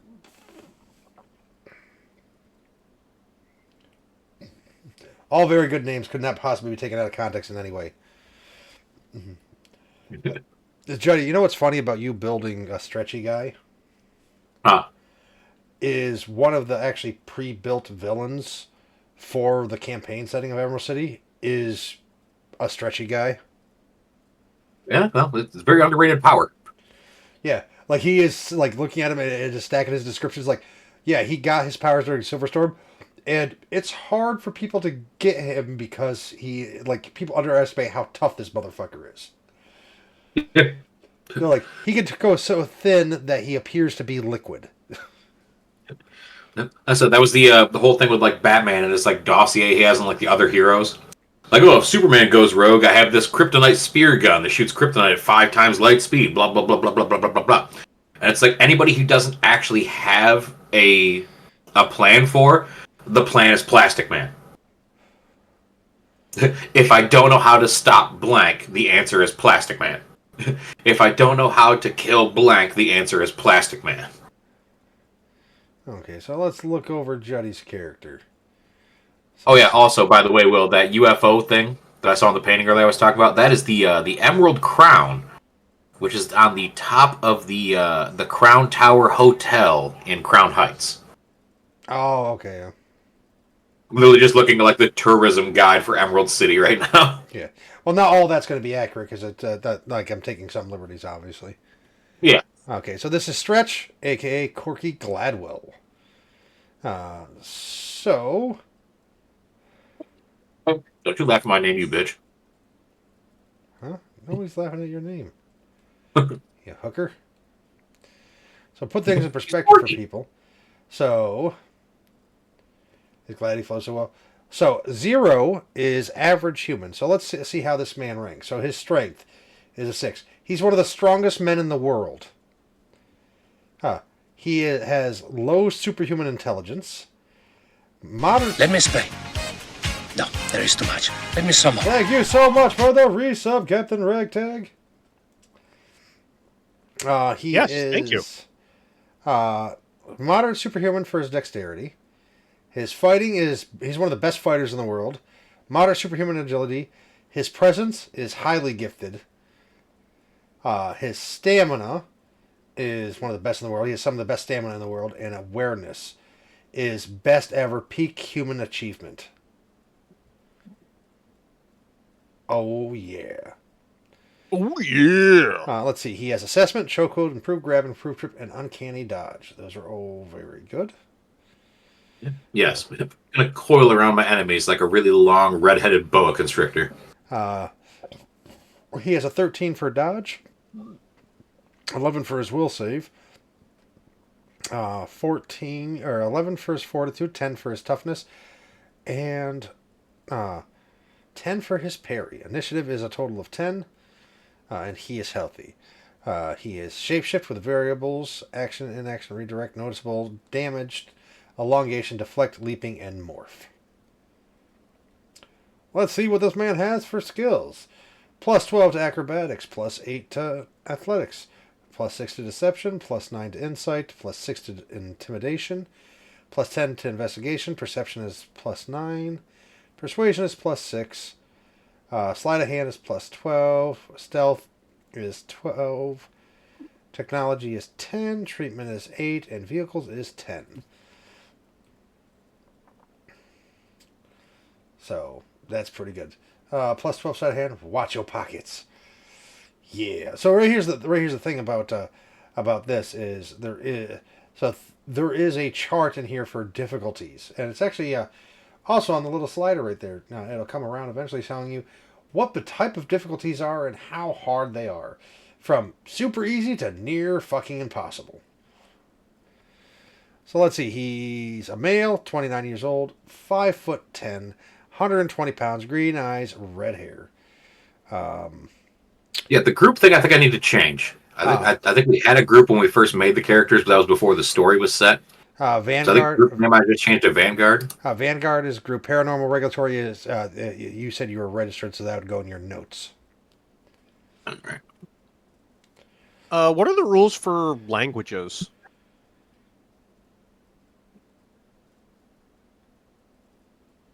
What do you mean?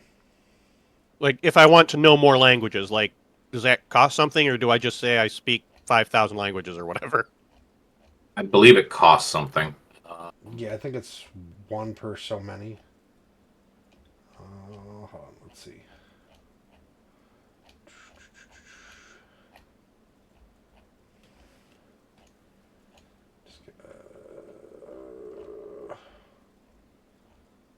Is that an advantage? I would imagine language would be an advantage. Accurate attack. Yes, languages is an advantage. You can speak and understand additional languages. With 1 rank and advantage, you know an additional language. For each additional rank, you double your additional known languages. 2 at 2, 4 at 3, 8 at 4. Listen, lady, I only speak 2 languages, English and bad English.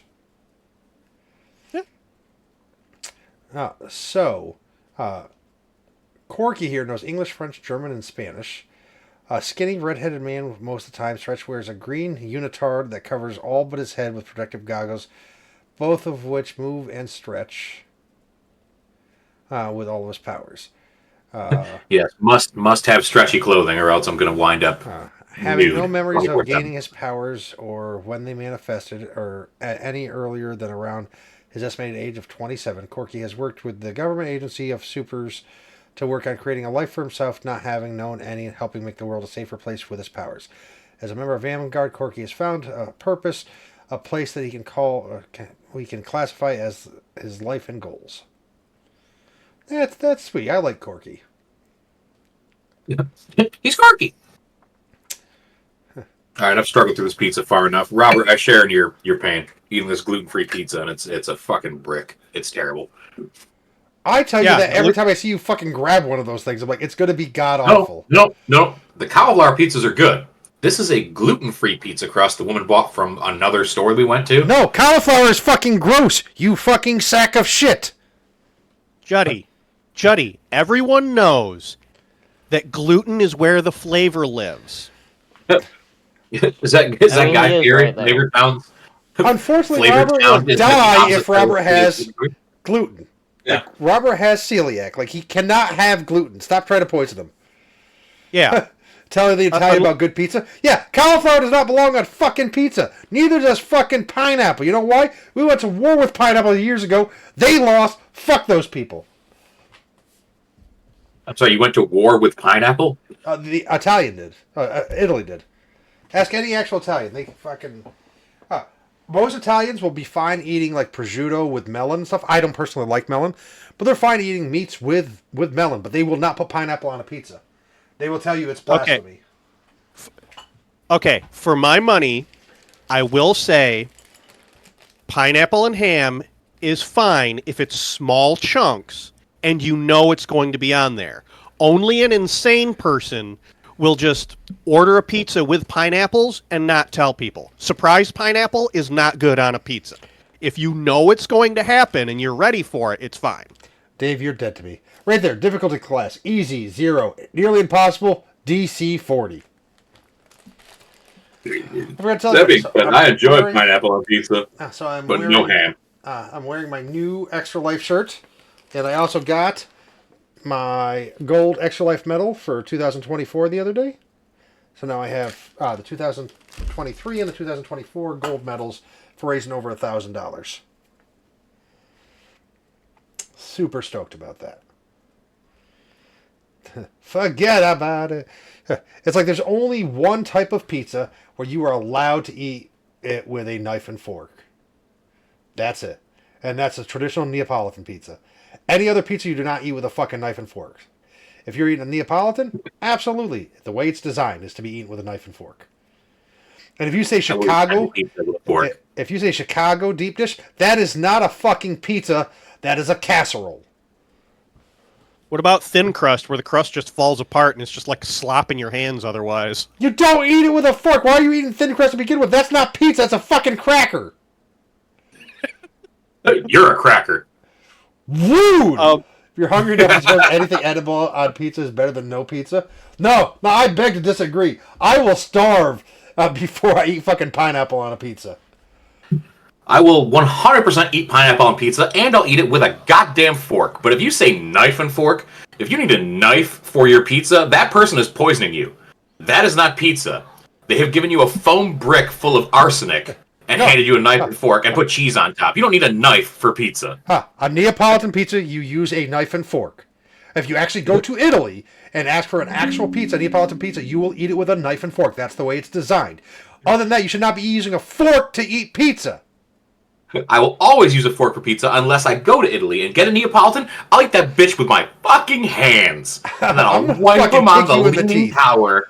If a power or an effect has a flaw, would its cost reduce for each rank? It depends on how it says it for the flaw. So each flaw each flaw will tell you if it reduces. If it says by rank, if it has the slash rank, it means for each rank of it. It reduces 1 point for each rank. Okay, so like side effect is -1. So how would I reflect that in the actual character sheet? For that, it would just go into. Is there actually a flaw section? It is, if he's adding it as a side effect, is it just for one power, Robert? So it's yeah, just for one part of a power. Okay, so on the power, on your combat page, click the star for your You power. need a knife for a pizza. There better be a damn steak on it. Yep. I And have then it open already. All right, up top, the padlock at the top of the page, make sure that's already unlocked. done. It's been unlocked All right. for a while now.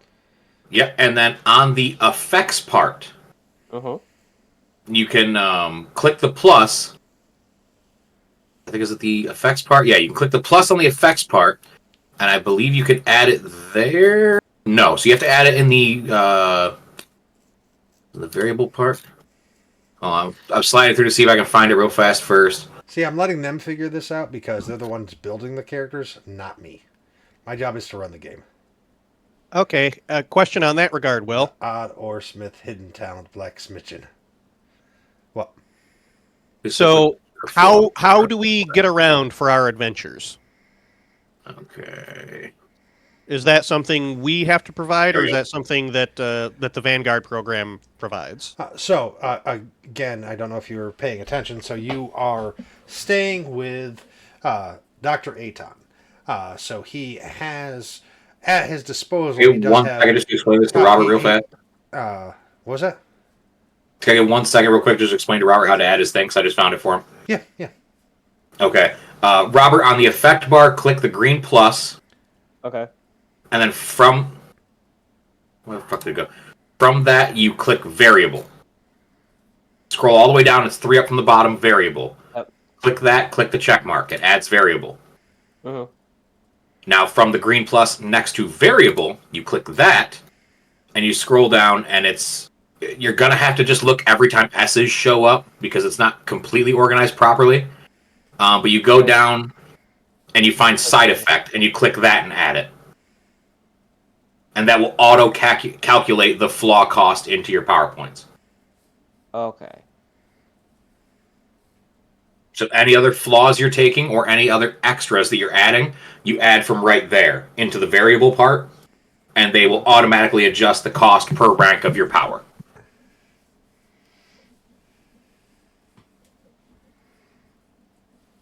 No, but like I was saying, Dave, Dr. Otto, or Professor Fringe, as he was called when he was still an active hero, was a ranking member of Vanguard. He was like well known by Vanguard. He still has some of his vehicles and stuff. They're in a little bit of disarray and a bit older than usually the tech you're used to riding on. Doesn't mean they don't work, but they're more how to put it. They're vintage. Okay, so. All right, so would it behoove us to have ranks in what was it? What was the skill? The vehicle skill? Yes, that'd probably be definitely good to have that so that we can drive, because otherwise your characters are going to be kind of walking where, I mean, he can probably build you a robot chauffeur if you need it, but it'd take him some time. With no points in it, though, we still have a base 10. Yeah. Like plus 10, I believe, right? Yeah. Well, sorry, it's based on what your attribute is. Yeah. It's based on dex. It's just a straight up dex skill. So mine with no ranks, because I have a 10 in dex, mine's a 10 skill check for vehicle. Yeah. And then, like I was explaining to Juddy at work today, there is the systems variant of a taking 10 roll, which is just like it is in any other game. It's just, I'm going to take 10. It's not called take 10. It's, what the hell? It starts with an R. Rest and relaxation. Well, basically, the whole point of the take 10 rule in like D&D anyway is if you're in a situation that doesn't require you to hurry up and get this done right now, you're just going to it's something that you know how to do, so you're just going to take your time and just do it. So, I mean, that's just something most systems usually have built in anyway, regardless of what they call it. Like, Yes. it's not difficult to do, to drive your car down the road. You have to make the roll when it's like, oh shit, I slipped on the ice, and then that's when you make a vehicle roll to try to keep from crashing. Okay, so one other thing I do want to go over with so you guys understand is how damage actually works in this game. So you don't have hit points if you noticed. It goes down to conditions. So every time you fail a toughness save, depending on the degrees of failure, depends on what condition you get. So, like, if you don't do... So, degrees of failures are measured in increments of 5. So, -5, -10, -15, so on and so forth. If you get too many negatives from one attack, you are incapacitated. You are knocked the fuck out. If you have too many stacked on top of each other, you're knocked the fuck out. You can use hero point to remove a condition. Otherwise, for a lot of conditions, you need an hour of rest. If it's in between issues, then you automatically heal everything because comic book rules. If time passes from one scene to another, so from one panel to another, it's been 3 days or whatever, you're healed those effects for the most part, unless it's a lingering ongoing effect. At the base, if you just fail the check, but it's not by even a degree of failure, you just failed it. What happens is you take a -1 penalty to your resistance checks, until that condition is resolved. Okay, and then every other effect, it starts with that, and then it just builds up from there. So you can get multiple levels of the negatives. You can get hindered, which you move half your speed. That hinder also affects super movement. If you are hindered and you have super speed, you only get to use half that power set because it's affecting all of your speed, not just your base speed. Is there a thing where like you tell us how many bruises we get, and then like a certain number of bruises equals going down one condition on the track? Kinda. So it comes down to, like with that, it's with your bruises. The bruises are basically your levels of that. So the bruises are the -1 penalties. Okay. So then if you click on your health Let's see, like on our... So click on... Yeah, if you click on the health bar, it automatically switches through. Like I saw, it goes healthy, staggered, incapacitated, dying, dead. Then blank. Yeah, those are the base ones. Then there's combined conditions. Asleep, where you're defenseless, stunned, and unaware. Paralyzed, you're defenseless, immobile, and physically stunned. Like there's different ones. Prone, you're hindered. You take a -5 to close up attacks against somebody. Your opponents get +5 to close up attacks, but they take a -5 to range attacks, and you get a +5 to range attacks. So it's kind of a weird trade-off. Like I said, if you get too many conditions in succession, you will get knocked unconscious, and then you have to be revived or whatnot. Dying is, it could happen. You guys could die, but I don't really see that coming. Then you have like disabled, which disabled is you take a -5 on all penalties. Defenseless. Defenseless drains your active defense. So your dodge and your parry go to 0. You lose all defenses if you are like that. So it's one of those things you guys need to pay attention. Like conditions are physical defenses, though, right? Huh? Because like the conditions are usually either mental or physical. So in that condition, you would lose like physical defenses, but like your fortitude and your will would still be fine. Yes, but then there's other conditions that affect just the other part of it, and those ones can go down. Like there's a good balance. So there's a multitude. I think it's something like the base conditions. I think it's like 14 or 15 base conditions, and then it's 13 combined conditions that can affect you. Oh yeah, literally got them all right here. Jesus Christ. Yeah. Compelled, controlled, dazed, debilitated, defenseless, disabled, fatigued, hindered, immobile, impaired, stunned, transformed, unaware, vulnerable, asleep, blind, bound, deaf, incapacitated, paralyzed, prone, restrained, staggered, and surprised. Yeah, transformed is a fun one because literally your power set is completely transformed into something else that you're not familiar with. There's also custom ones: metal body, no battle suit, no defensive role, no force field. Oh yeah. Shrunk. Oh yeah, you can shrink somebody. You can go, enlarge. Like there's so many different things that could happen, and that's the thing about. That's why you don't have, like I said, transforming shrinking has superpowers. been shrunk. Change shoes quickly, maybe. Speaking of which, I will let you know about one villain that you guys will definitely know about. There's a bunch of villains, so there is going to be. I'm not going to give him to you tonight because this is still building. So it'll be in gameplay when you get access to different files of villains you have. But one that you will know their name because you were briefed about them on your way here because this villain was the one that they believe caused the burnout of the last team that was here. They had gotten into a battle with this villain and that villain's minions, and then lost their powers. Like I said, roughly 6 months ago.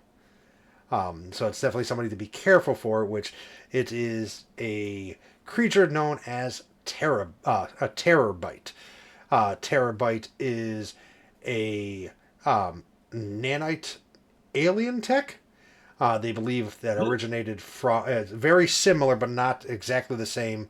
But they think it has the similar origin to the Silverstorm terror bite, or the Silverstorm nanites, but they think it's probably from the same galaxy, but a different culture because they work a bit differently. Lost their powers, or their powers transformed. Exactly. Dun dun dun. Terabyte does have minions called gigabots that can be formed from organic or inorganic objects. If Terabytes gets its nanites to spread, and can transform them into the gigabots, which all of them are kind of creepy looking and seem very skilled. But from what you've heard, chaos usually ensues. All of them have self-destruct mechanisms to get that. And trying to pin Terabyte down is complicated because they themselves, they don't know if it's a man, a woman. It's very androgynous. It's been called both, but you can't really tell. They just know it's alien. But they can turn into a swarm of nanites and kind of dissipate that way. They've also been seen to be able to permeate through objects. So, like, putting up a barrier or force field doesn't always work because it seems to go through it. So it's been very detrimental and has been terrorizing the city for the better part of about 10, 15 years. And, that's the information that, you were given and briefed on because that's the one that people are worried about, especially since the Emerald City Knights lost their powers and suffered from burnout. A Terabyte has been even more active, and because of Terabyte being more active, other villains are being more active. It's like, well, they're not doing anything to stop Terabyte. What if it's going to stop us? So. Do I have to list the base language of English, or is it just assumed we all know English? I mean, you can put it down, and it's always helpful. Okay. I mean, we could always play characters where English isn't our first language, and then our language skill is to know English, but... Dun, dun, dun. I just like saying dun, dun, dun. Dun, dun, dun, dun! Ready? What about now? About the side effect. It's not working. It's not changing anything on my character sheet. Damn, I still have 30 power. For the variable thing, it doesn't say like a plus or a minus on the right-hand side? It does. It's a +7, and it's not changing anything for my... Like, when I try and put in for the side effect, it doesn't change anything. It only changes things if I add points into it. It increases the ranks. That thing is not your ranks. That's the overall cost that you're paying. So what you're putting in, when you're putting stuff in that's increasing that number, those are your ranks that you're putting in. So for each rank, that's how much it costs. Oh. So when you put those numbers in and it's making that one center number up top go up, that's how much that power is costing you. And the points you're putting in that are making it go up are your ranks in the power.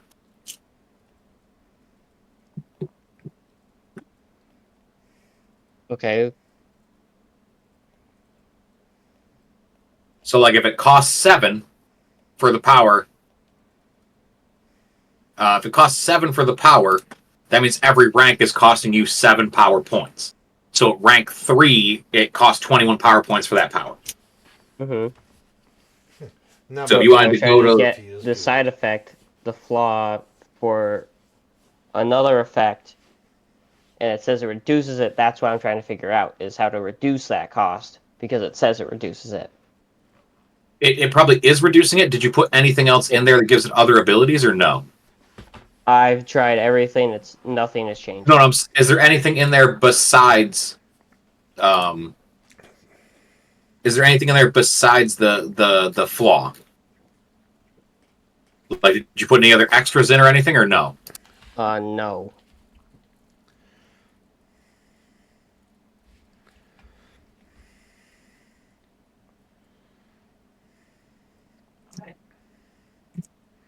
Oh, Jesus.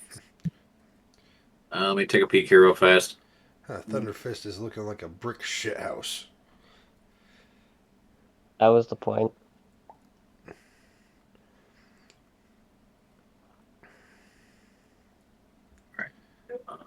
So make sure I do this.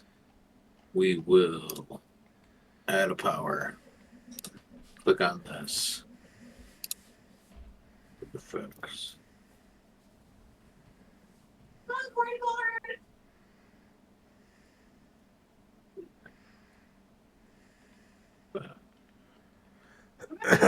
Outside.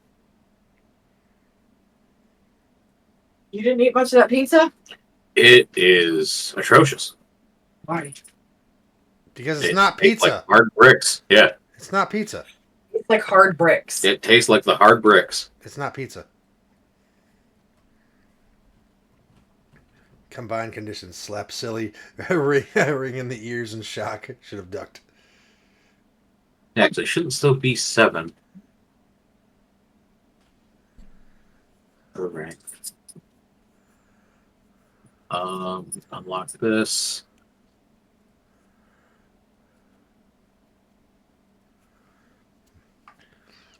Dave, have a hard. are you registered What? or no? Probably with my backstory, it would make sense that I would be, because my whole thing is that when my powers developed, I told you my backstory. But when I became a Catman, basically my character's thought process was, well, I'm not going to be able to live a normal fucking life now because I'm a fucking Catman. So it was pretty much this is the only lifestyle I'm going to be able to be a part of. Basically.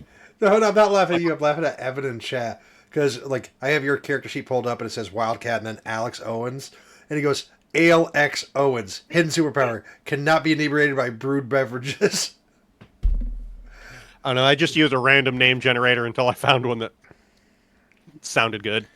Pop quiz. Why did Stan Lee name most of his characters with the names the first and last names that started with the same letter? So it'd be easier to remember. Correct, because he had a horrible fucking memory. If you can remember, And the worst part, Huge fan of alliteration. the worst part of that is that it didn't even work for him. Nope.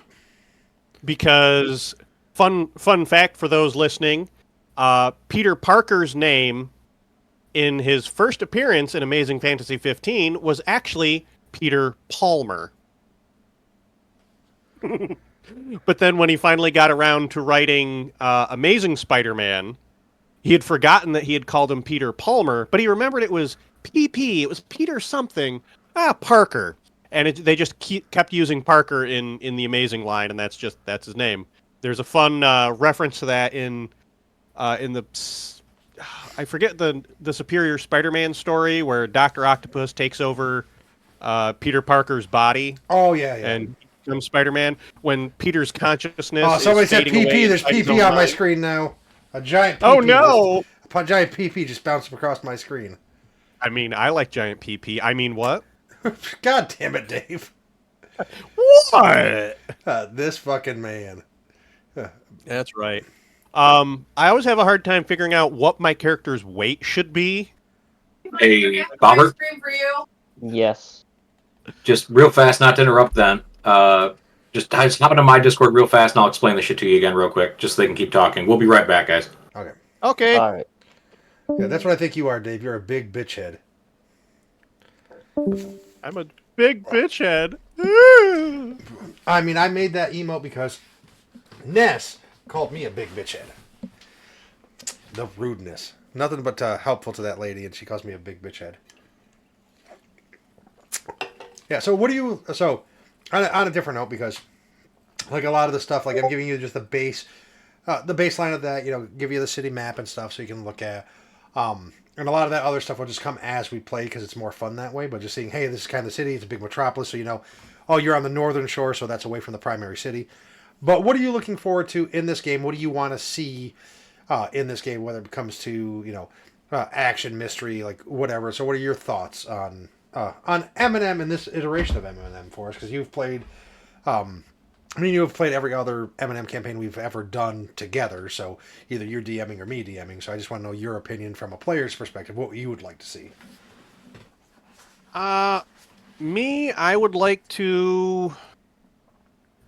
I mean, I want to do superhero fights, obviously. Oh, there'll be plenty of those. I would like to see... Because whenever we played before, it was always just defending the city. And, of course, if we're going to be based out of any one place, we're going to have a lot of that. But I would love to see more globetrotting stuff. Like, hey, we're being dispatched to, whatever place, because one of the enemies that we're... As is a common trope in comic books, oh no, the Magneto's attacking Moscow. The X-Men have to go to Moscow now because that's where Magneto is, because... The Avengers say, fuck it, it's Magneto. We're not going to deal with that shit. Yeah. That kind of thing. Yeah. Well, I'd love to see globetrotting. I'd like to see at least some space stuff, since my guy his origin is based in space stuff. Yeah. Even if we don't, live there, so to speak, but that's part of the reason why I designed Vanguard. I will be completely honest, Vanguard coming up with the name, I actually stole Vanguard from... the actual campaign setting. Vanguard in that was more of a militant organization. And I'm like, I like the name. Fuck the backstory. I don't care about anything else. I'm stealing this name because Vanguard sounds really it seems like a defender type name. But like building them, it's like that's kind of what I want. It's like, I want a group that is they're not the typical superhero group. They're used to not really staying still for very long. Like, some of them are like, hey, yeah, I'm stationed here. I like it. This is my city. But sometimes it's like, oh, I've been here for 10 years, but now I have to go. But they still have times like, yeah, I might be stationed here, but I have to go over there and go over there because they need me. And other superheroes like, hey, because it's kind of like, how do I want to put it? Vanguard by the superhero community, right? So by the Paragon community, because Paragon or Paranormals is what most people call the heroes. Well, heroes and villains, anybody with powers. By the community themselves... Vanguard is known as, they're allies to every superhero group. Like, if you need something and you need, we don't have enough manpower to take this task on, call Vanguard. Well, they don't say no. They'll be like, okay, how many do you need? And they will find people that are not, they will find their members like, hey, you need to go over here and, do this, work with this team, get it done, because Vanguard's mission is to make the world a safer place. Their job is to not just collect a single country. They want to, protect the world. Even if they don't give two shits about political boundaries. They're like, whatever. That's on you guys. Deal with that. Like, we're here to stop something from happening, and that's kind of the reason to do that. Because they can have a base of operations. They usually the retirees do, but those are the ones like that's how you get the safe houses because you guys are going to be in what's technically considered a Vanguard safe house, which is used as safe houses are used as base of operations for traveling Vanguards. But that also means we can have other heroes come in and out as NPCs or for the $10 donation of having a guest star, for a week. Like that's who they are. They're another member of Vanguard that happened to come in. Hey, I'm just passing through. I know the safe house is here. Hey, what's up? And kind of work with that so we can have some more of that Globetrotting because I do know I want to. I already have plans for going to Freedom City and some other places and stuff like that. Because I think it'd be interesting, and then also because of the type of villains that are like allocated to this area because it's such a huge plethora of stuff. Because you have mysticism, you have straight magic, you have alien tech, you have just advanced tech, you have cryptics, you have other dimensional stuff. Like so, it definitely sky's the limit. So I can really we can really kind of have fun. It's like, hey, yeah, we're based out of Emerald City, but that's not all we're doing. Like we're gonna go over here because this city needs us. Oh, it's kind of a slow day for us here. Oh, we need to go to Toronto. Why? They're having problems. There's a giant cockroach taking over the city. I don't know.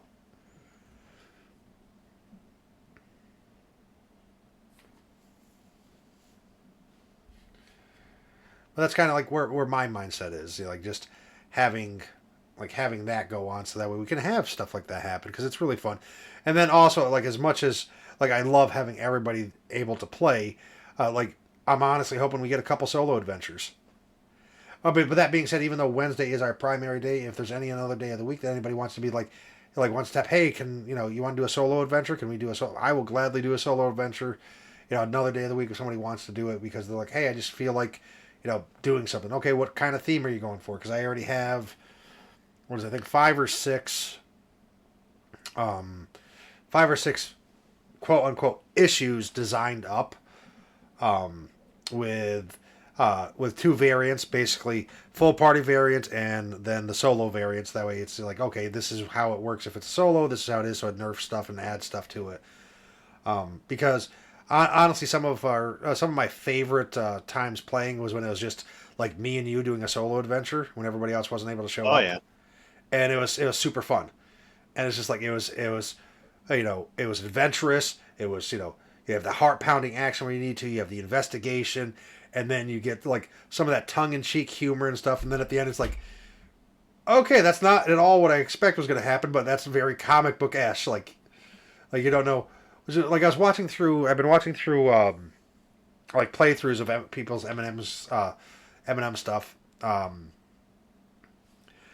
Do solo adventures provide benefits to the solo character that can be that they can bring back to the party? Yes, depending on it. So if they so to answer your question real quick, so if they're doing a solo adventure and say they encounter a retired hero or a retired villain or something like that, and the adventure leads them there and they get in a good rapport with that person that normally that avenue would not be there for them, they now have that contact that can be used by the heroes to do something. Or if they happen to find a piece of tech or something like that, because equipment, you can pick up equipment and stuff like that. Just equipment works a bit differently, But yeah, they can definitely, a solo adventure can definitely influence the other adventures. And the thing about it is, even with solo adventures and with it being episodic, we can still have some overarching plot lines here and there. So that's the cool thing about it.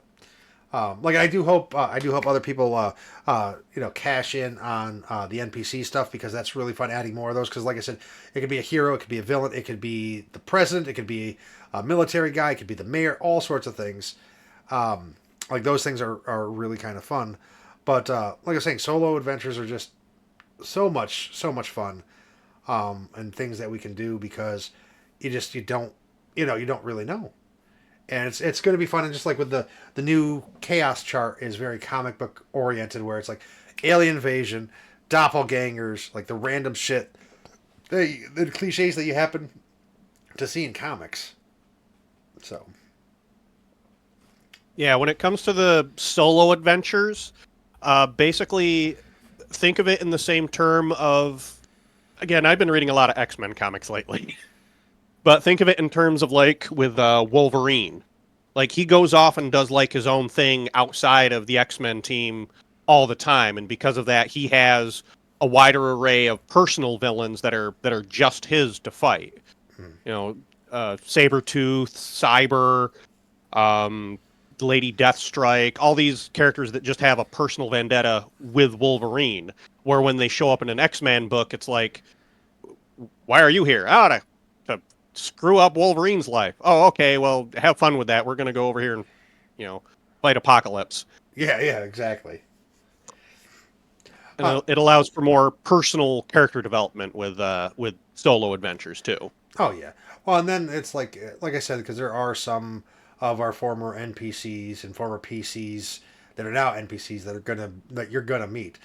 So like I said, so like Headcase and Talon, which both of those are previous characters of Dave's, which I super enjoyed those.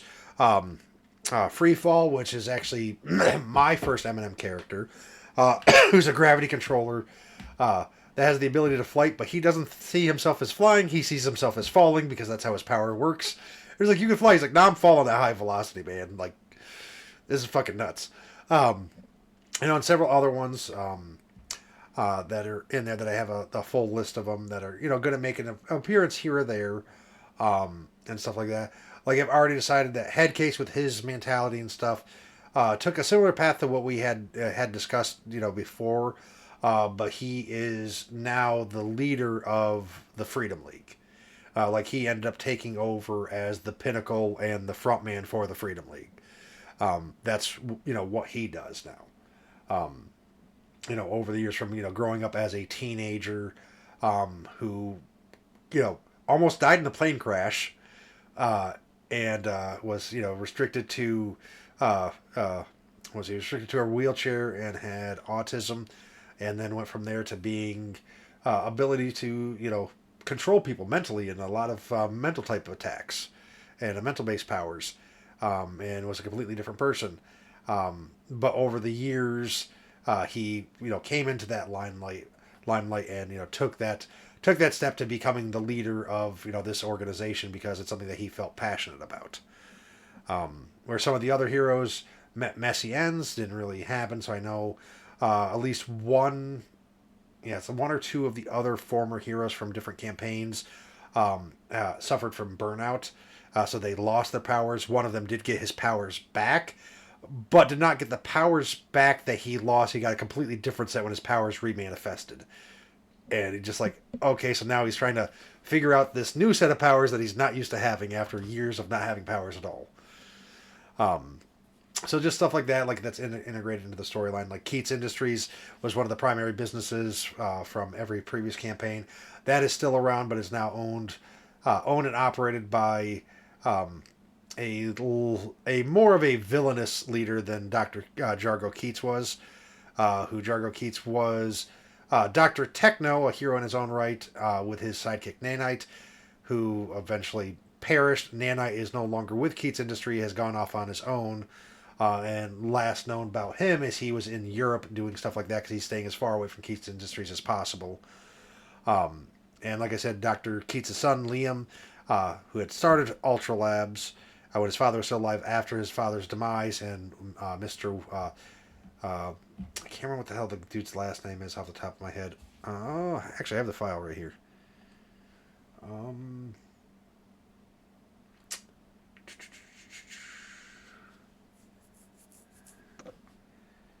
Oh, that's not it.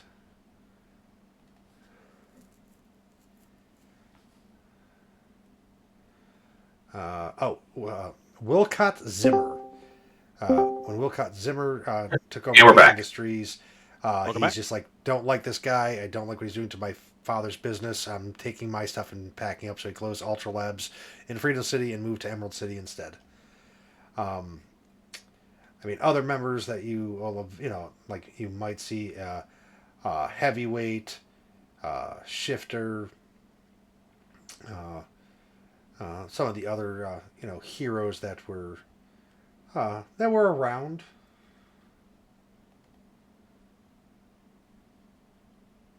So, looking at it with Robert, some of the flaws just aren't working right, Will. Like I think what it is because you put a flaw on an effect, and if the effect only costs 1 PowerPoint and the flaw makes it cost 1 less PowerPoint, you can't make it cost 0. That's correct. Yeah. But 'Cause you the can't power get itself points. doesn't cost 0. It's part of one of the effects that has the flaw on it. So the power itself is still costing 2 points per rank. But the flaw is only applied to one of the effects of the power and not the other. That's odd. Yeah. So I just had him manually adjust the ranks down. Yeah. Like the PowerPoints cost. Yeah, like I said, because this like unlike like when we play Pathfinder and stuff like that, this system like they have it on there for ease of access, but not everything here works properly at all. No. So what it is with him taking the side effect thing, he has 2 effects he can do with one of his powers. The power costs 2 points per rank because of the benefit it has to another one. Yeah. Or sorry, it would cost 3, and then with the flaw, it actually makes it cost 2 points per rank instead of 3. Yeah.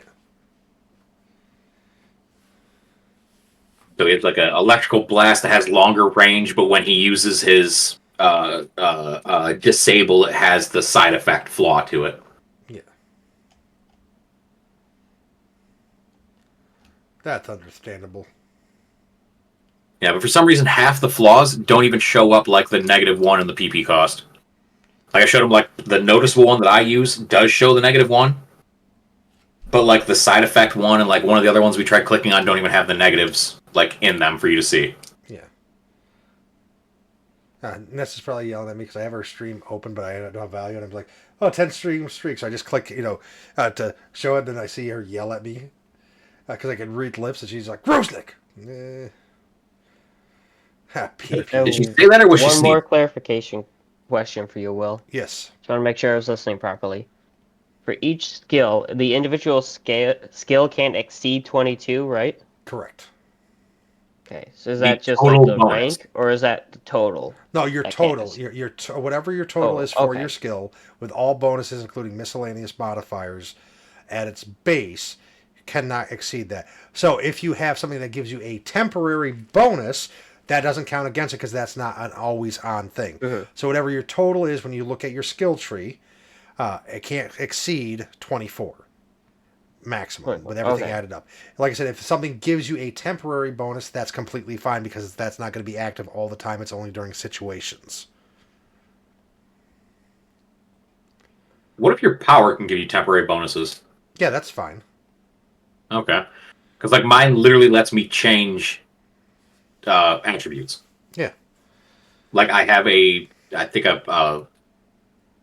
have 20 points I can wiggle around my attributes with, which means lowering and raising. So I can't just add 20 to strength, but I can take like 5 from this, 5 from this, and 5 from this, and add 15 to my strength if I wanted to. Yeah.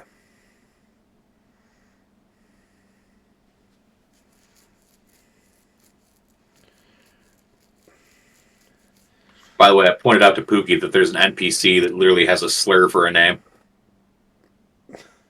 There's a couple. Trust me, there's a lot of stuff Yeah. that you don't see in the DM side of books. Yeah. Will, question regarding equipment points. Yes.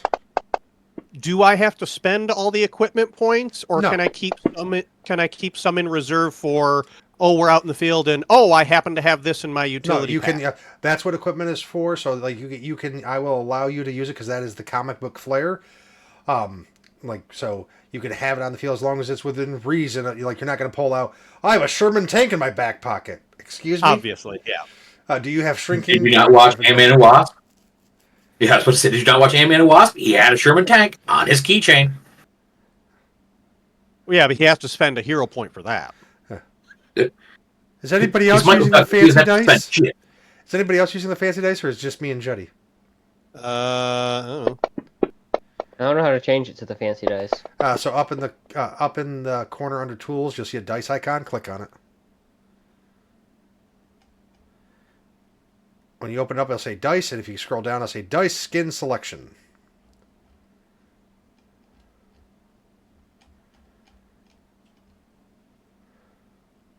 Yeah, there are 4 fancy dice: orange, green, silver, and blue. Those are the elemental ones. Yeah. Yeah. I have access to more of them because I have. So I have like the Star Cascade. So look at this one. Honestly, I just like the font. I don't give a shit about the stars. The font on that one is the main winner.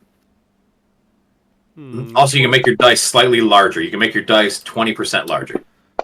I do not like that. You can actually make your dice a lot larger if you actually type in the command code for it. Just from the dice control thing, you can only go up to 120%. Look at this one. This one has hearts. I don't like that. That distracts me. What about this one?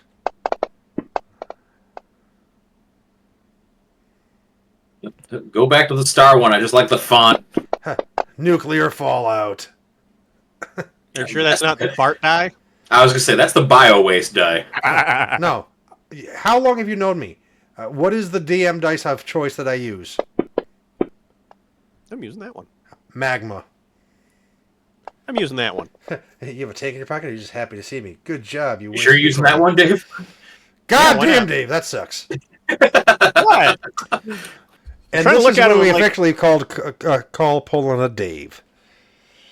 Dave will roll the worst scores possible at the most inopportune times, and then when it's something that's inconsequential, this motherfucker will fucking roll a critical. Yeah, should I use that one? That was what I was fucking around with earlier, because I was trying to figure out what the blue spot was. And I think it's a D20. You and Robert still need to choose portraits, man. You know what? Is there a folder? There is. What is it under? Is it modern or sci-fi? Modern should give you, like, everyday sci-fi will give you more futuristic stuff. Or if you find an image that you specifically want, you can let me know. I can upload the file for you. I was thinking of having a friend do commission an art piece of my character, but I'll have to like get in contact with him. But I should at least. I mean, have a also you placeholder have to collect 19th that. century charcoal stuff if you want to go old school. Wait, where's the folder for them and Assets. images? So you can go assets and you can go portraits, and there's going to be a bunch. Says no assets found, or filter too short. Hold on. Do I search for a particular thing, or do I just not have access to portraits? Well, you should have access. Yeah, I clicked on assets. I click on portraits, and it says no assets found. You don't have any assets?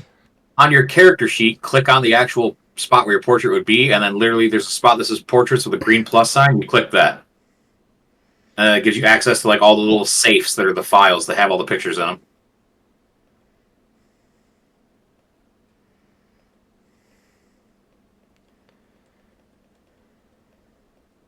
I should do that. Let me see what the options are first. You can just put the Vanguard logo as your portrait if you want.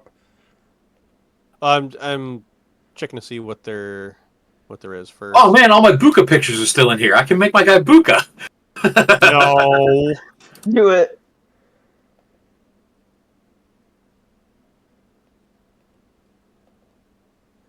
There. There's a werewolf one. I'm seeing what there's at. Sasquatch. But just let you know, if you want to upload your own, click the folder thing at the bottom, save a picture that you like, drag and drop the picture into that folder, then close the folder. Then you reopen it, it'll be in there. Yes. That's the way to do it on your end if you don't want to wait for me, because it's still accessing all of my stuff. Just make sure you, like I said, periodically, like every hour or so, you guys want to make sure you hit /save on your end, so it saves to that and clears your cache out so you don't crash your side of the program.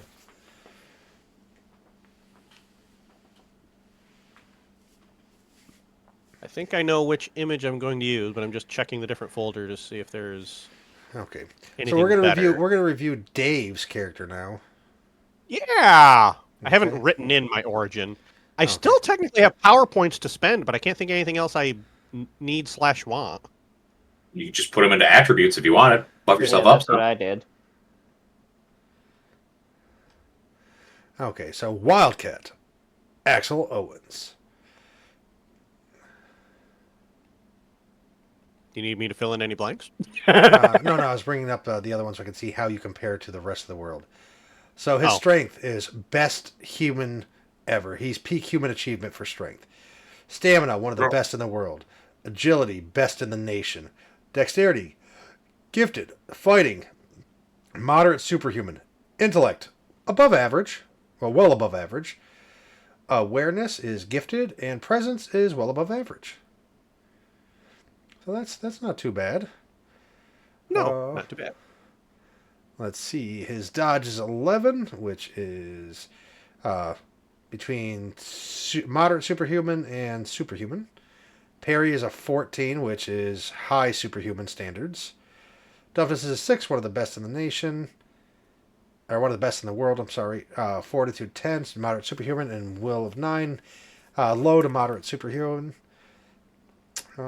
His powers. So, feline movement. He has leaping, safe fall, Thank you, Jody. sure-footed, trackless, wall crawling at a speed of 4. He also has senses, low light vision, acute 1, and tracking olfactory, so he can sniff you out. Regeneration 10. Nice. And a claw attack with accuracy. As for his skills, acrobatics of 9, athletics of 11, deception 2, insight 3, intimidation 10, investigation 8, perception 9, persuasion 2, sleight of hand 3, stealth 11, and this is one stealthy cat, tech 8, treatment 2, vehicle 7. Cell phone, smartphone, comlink, and a motorcycle. Very nice. He is male, 28 years of age, 5'9", 150 pounds, yellow eyes, bright and tan hair. He's with Vanguard. And anthropomorphic feline with digigrate legs? Instead of having like human feet, it has like the. I hear you. What? Yelling to the woman. She's yelling to me from the other end of the house. Okay. Oh, I was like, I thought you couldn't hear me. Okay. Yeah, digitigrade legs, for those who don't know, that's when they have the animal-type legs, not human. The legs that bend the other direction. Right. Like when you see werewolf movies where they've got like the funky legs, that's digitigrade legs. Okay. And Dave, explain your backstory real quick. My backstory is Wildcat was essentially a normal human for most of his life. When he was getting towards the end of his high school career, he found out that his mother was actually a alien refugee. She comes from an alien race known as the Felinoids that are subservient to other galactic powers. She had escaped from this life and had done a process to herself where it changed her form to appear human, and she fled to Earth, and then changed her form to appear human. Fell in love with a human man, had a kid, which was me. I was raised human, but when the bounty hunters came to finally track her down, they hit her with a device that removed that genetic modification, and I was caught in the crossfire of that device, which activated my alien DNA, transforming me into a part human, part felinoid creature. Most of my abilities stem from my felinoid ancestry. My regenerative ability is actually the result of my crossbreeding with a human being. Nice. So all of my other felinoid abilities are essentially the same thing as what other felinoids would have, but my regeneration is unique to me because of the human part of my physiology. It just interacted in a unique way, essentially. Nice. Since I don't look like a normal human, I had to finish my education remotely, and I tried to figure out how to reverse that to have a normal life, and that just didn't pan out. Like, I wasn't clever enough to figure out that kind of stuff, so I just stuck with the superhero lifestyle. Okay. You said you are registered. How long have you been with Vanguard? What was my age? I put my age at what, 24? Yeah. Yeah, 24. So I'm gonna say I've been registered with Vanguard since I was 20. Nice. Okay.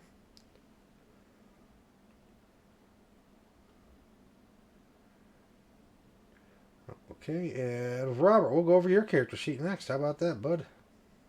Okay.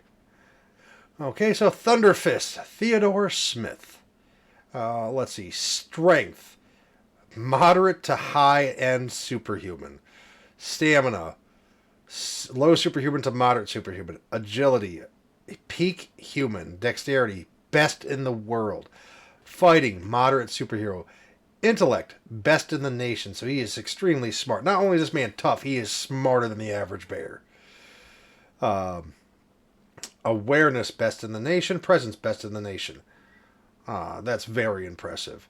So for dodge, low superhuman. Parry is moderate to high superhuman. Toughness is moderate superhuman. Fortitude, moderate superhero. Will, one of the best in the nation for willpower. So his powers include electrical blast with an increased range, energy absorption, which electrical energy absorption enhanced and then has a reaction and fades. Energy aura, that's always nice, and then energy control with nullify electronics. That is always useful.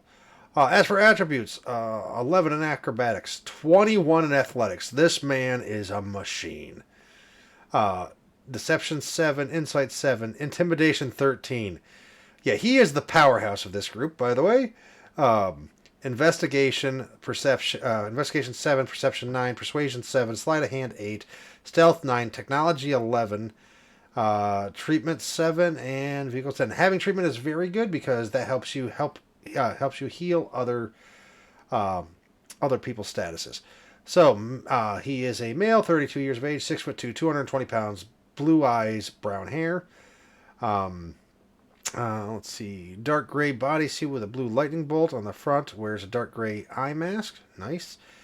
Complications, motivation, responsibility, and his temper. Has a degree in electrical engineering. Used to work for the power company. Got his powers when he fell from a lift onto some power lines and then onto the ground. He is a registered hero and has been a hero for 3 years. So then the next question to discuss, since we still have a little bit of time left before I'm going to call it, is how do you guys know each other? Like, how well do you know each other? Or do you just know each other by name because of being with Vanguard? Have you worked together before? Did you work together? Oh, I know him from a few years back. We did a job in Toledo. Like that's all between the three of you of how well you know each other and how you guys met initially. I feel like we each probably crossed paths at least once.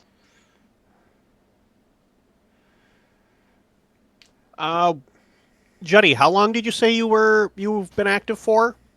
My dude has been registered and working for Vanguard for 2 years. That is the entire length of my hero career. Okay.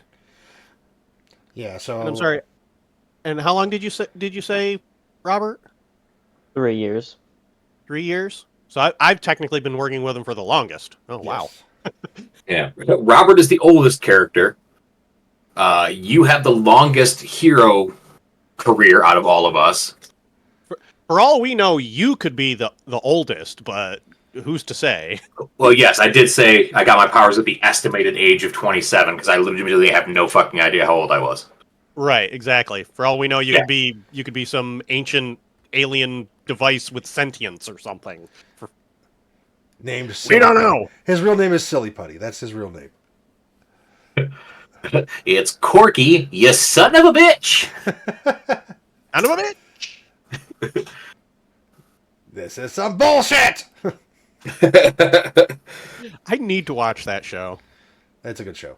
Actually, season 4 just came out. I keep getting the what's your favorite horror movie TikToks all the time, and the one that came up today was I don't know, maybe this scene from Firefly where Wash safely lands the plane and everybody lives, and then he gets impaled to death in front of his wife. Yeah. I'm a leaf on the wind. You know what? That advantage makes sense.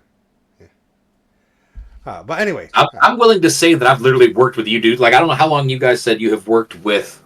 Like, I've been registered and with Vanguard for 2 years. You've been registered for 3. Robert's been registered for 4. I don't know how long you guys necessarily worked with Vanguard for that amount of time. But if you've been in Vanguard for at least 2 years, I would say that I've literally known you both my entire hero career so far. Okay. Yeah, that makes sense to me. Like I said, I've been with them for I said 4 years, so Yeah. you guys have been with less, so it would almost make sense that I would be, I don't know, like a senior person above you guys, I guess. Yeah. Technically. Yeah. Yeah. Have you been a hero for 4 years, or have you been Vanguard for 4 years? I've been Vanguard for 4 years, but I've been heroing basically since I was transformed. Like I said, like I don't look like a normal person, so it's kind of hard to have a secret identity and have a normal life. Can you imagine a cat man going to the grocery store? You know what I mean? Like, yeah. So if you've been, a with Vanguard for 4 years, I have probably worked with you my entire career because I've literally done nothing except work for Vanguard for my entire career. What brings me to another NPC that you guys will know pretty closely. He is your PRA handler or liaison. His name is Agent Dexter Logan. The one thing you have noticed, Dave, you actually met the first time you met, you met Dexter like early on in your career. He's one of the field liaisons that travels all over the place. Mainly sticks to, like, he used to be the East Coast for a while near Freedom City and stuff like that. Moved down to Florida for a bit, and now he's been stationed in Emerald City for the last couple years. He's the one that actually contacted Vanguard and specifically asked for you and a couple others. Like, specifically asked for you because he thought you would do really well here, and then, hey, bring a couple others with you. Did kind of hit, don't bring Stretch unless you have to. And the behind the scenes story for that you know of, like I said, you met him very early on. Your first introduction to Stretch was through Dex. Dex is the one like, hey, I got this new guy. And like, he doesn't really like know what's going on. This is his name. He came to us. He has retrograde amnesia. We don't know. Like, he doesn't remember he doesn't remember anything beyond this point, but, can you kind of show him the ropes and stuff at, like, where you guys were at? Like, there was other people there, but you were one that just happened not to be busy, and Dex and you have a rapport. You're like, yeah, sure, whatever. And Stretch immediately started, like, when you met him, he's like, oh, who's this, Dad? And ever since then, anytime Dex meets with this guy, he is constantly calling Dex Dad. Dex is roughly 35 years old. He's like 6 years older than me. Yeah. And this man calls him Dad about everything. Like, if anytime a Stretch gets reprimanded by him for, like, getting out of line or anything like that, like, it's always, like, the dad reference is, like, the dad. And he's just like, But he hinted, like, please don't bring him unless you have to, because I'm the liaison here. So his job as the liaison, so here's the thing is, like I said, Vanguard is not registered. Like, the whole organization is not registered. Individuals are registered, but they have an agreement with the PRA that they will work with them and toe the line because that's what they do. And a lot of them did volunteer to register, but not everybody's registered. Like Dr. Otto is registered not by choice. He was kind of forced into it because of the events that happened, or Dr. Aton, because of what happened to him. He was forced into registration by the rest of Vanguard. They're like, no, you're doing it. But his job as liaison is to help find you assignments in the city. Like, so his job is to look for super events that are happening that the normal police force can't do, because the police do have do have the Star Squad and stuff like that are handled to handle metas if there's no supers around or if there's too much going around, because sometimes you need that because the supers can't be everywhere at once. But his job is to like, hey, so this is what's going on here, this is what's going on there, and also is the liaison between you and other members of human society. So it's like, hey, I need to talk to the mayor. Okay, I'll set that up for you because he's the guy that handles all the red tape and all the bureaucracy bullshit. It also keeps you guys, if you do any collateral damage, keeps you guys from having to like pay out your ass for it because, hey, they're part of our organization. We'll cover it. Here's what we'll reimburse you for the damage, stuff like that. That's what his main job is to do that and stuff like that. But because of the fact that he will do that because you guys are registered, but also there is limits to what he can do because anything that's official Vanguard, there's certain things that are just like he's not allowed to do, even though you guys are registered if you're doing it in the name of Vanguard because of the way their agreement works, if that's understandable. Okay. But you will be seeing a lot of him because, like I said, he's the one that actually got you guys all here. Well, he called Vanguard, specifically asked for you, Dave, because he has a rapport with you. And like I said, it was kind of a jokingly because he knew Stretch was probably going to get called because you and Stretch have been together for for Stretch's whole career pretty much. You've been partnered with him. So you guys have worked with other teams, like bigger teams. I'll say right now here, how about I roll this? Okay. So the biggest team you guys have ever been on is with another 8 members, the biggest cell of Vanguard. So it was you and 8 other people that you have been on. Some of them rookie, some of them are more veteran than you. Is the largest, but you've had several groups over the year.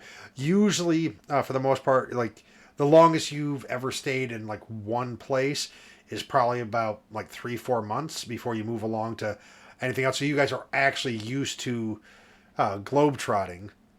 So this is going to be a bit different because Vanguard said this is going to be a extended stay, which extended usually means minimum of a year or 2 with a maximum of 10. It's a temporary permanent station. Oh, no, they didn't say that it was temporary. They just said it's an extended station. Yeah. But yeah, that's essentially it because like you still have the possibility of going to other places where they need you because if like this is just your base of operations, this is where you're holding out now instead of you guys don't have to carry your fucking rucksacks with you everywhere you go because you don't know how long you're going to be there. Because there's some places you've been there for like you go for 2 days. I'll take out a guy. Okay, now you're going over here. You need to go to Moscow. Okay, now you're going to Monaco. Okay, I need you to go to Greenland. Like off to Australia. Just wherever they take you, like I was explaining to Dave when you and Robert were doing stuff. Vanguard is very much has rapport with every other superhero group in the world. They know if they need backup for anything, call Vanguard. Vanguard's always willing to fight for justice and to protect the planet and the realm and the world. Like that's what their MO is. They don't care about political lines, any of that bullshit. They care about protecting the civilization that is Earth.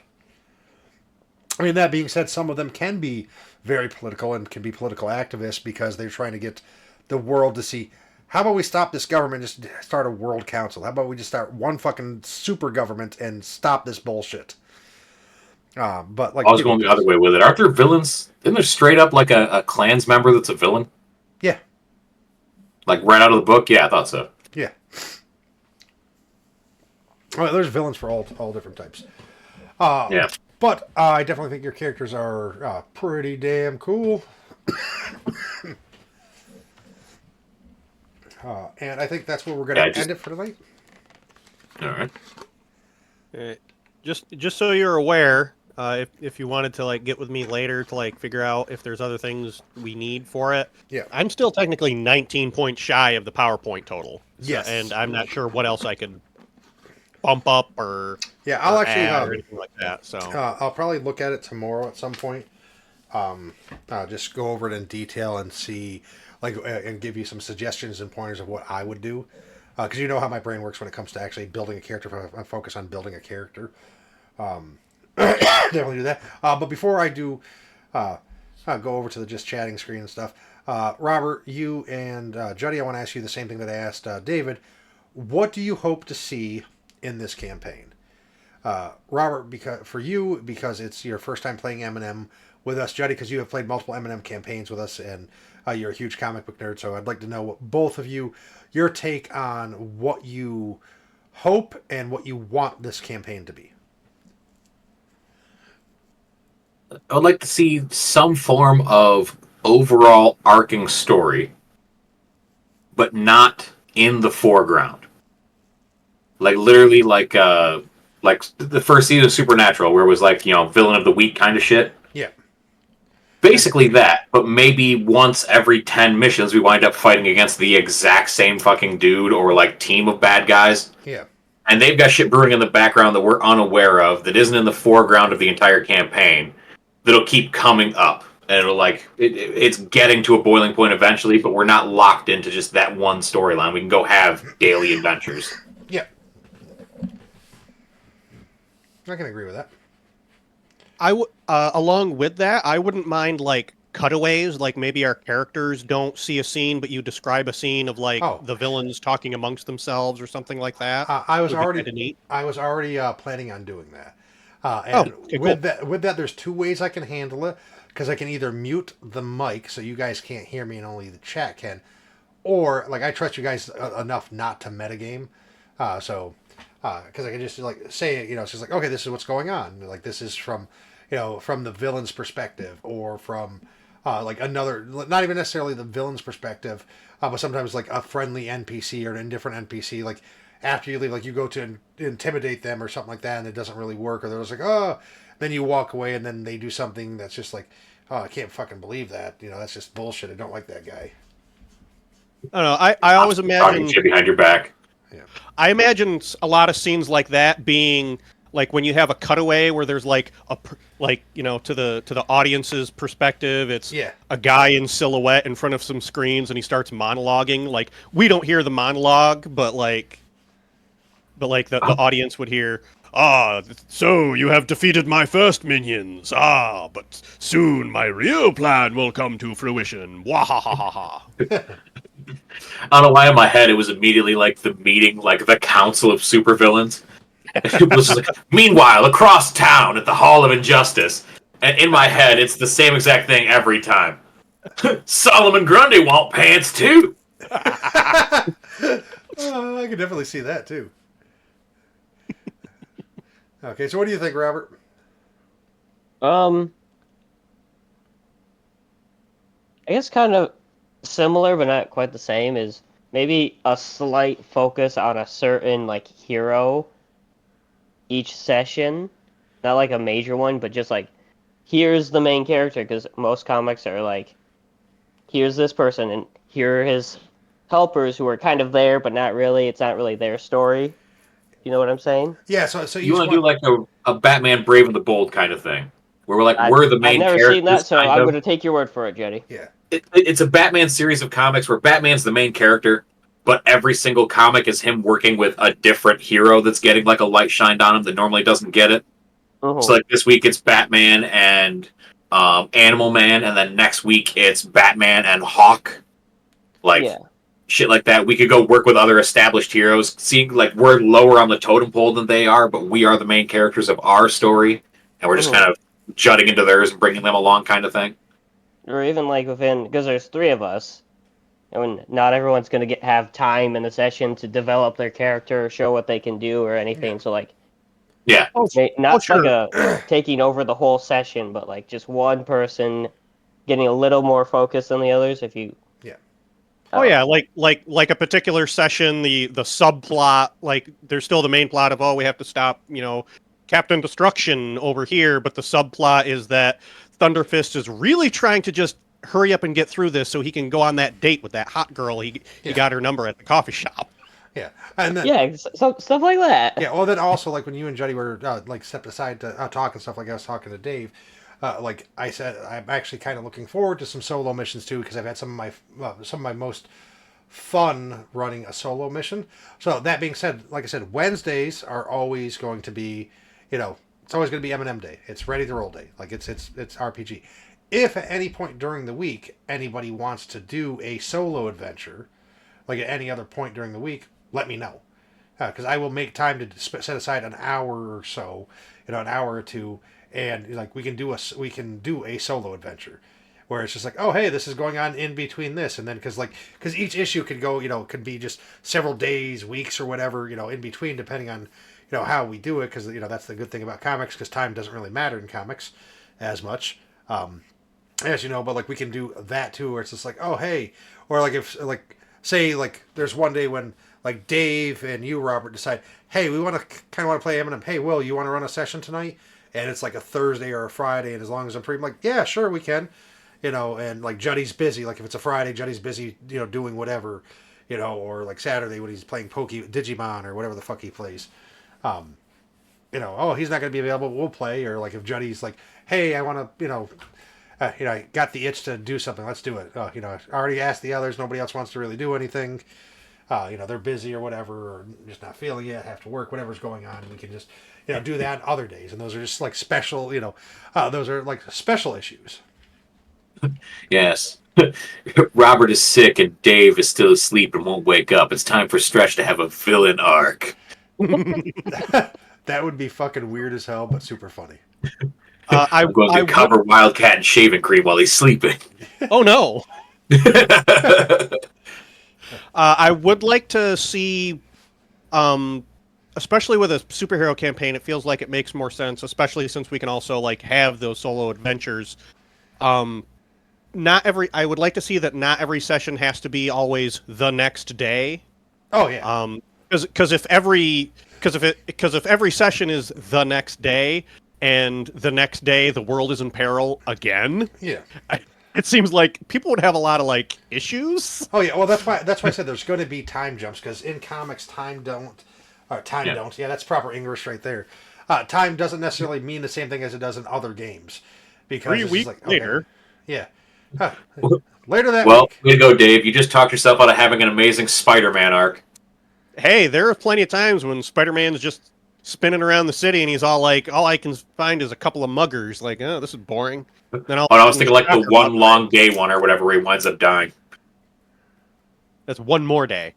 Oh, sorry, one more. The one where he literally has to go from like bad event to bad event to bad event like an entire fucking day until he finally dies. You know what else we can do? We can do a Groundhog's Day issue sometime. Listen, it's a horrible TV trope that was played out in many movies, many episodes of every TV show. Bill Murray suffered and was actually attacked by the groundhog multiple times on the movie. I love it. I love every bit of it. Yeah. He was actually in Hot Ones. He was on Hot Ones not that long ago, and he was showing his scar from it. He's like, "Oh, bit me twice." Yeah, I do love it because they brought Pete Davidson in to eat the last wing with him as like solidarity and support, and Pete crying and dying, and Bill Murray's just stone facing the whole thing. He doesn't care. He actually ate more wing. Like while Pete's crying, he just ate more of the hottest wing. There's also the time that Spider-Man gave MJ cervical cancer after busted a nut in there too many times. That's because he has radioactive sperm. Yeah. There was an alternate reality future. We don't talk about it. No, you don't talk about it, Dave. We talk about it. Ruins? Was that what it was? The Marvel Ruins? it was Ruin. Technically, it can't be canon anymore because he said, "Hey, Mephisto, can we get a magical divorce, please? I really want my 80-year-old auntie to like live another year." Have you noticed that every iteration of media for his aunt, she's getting progressively younger and hotter?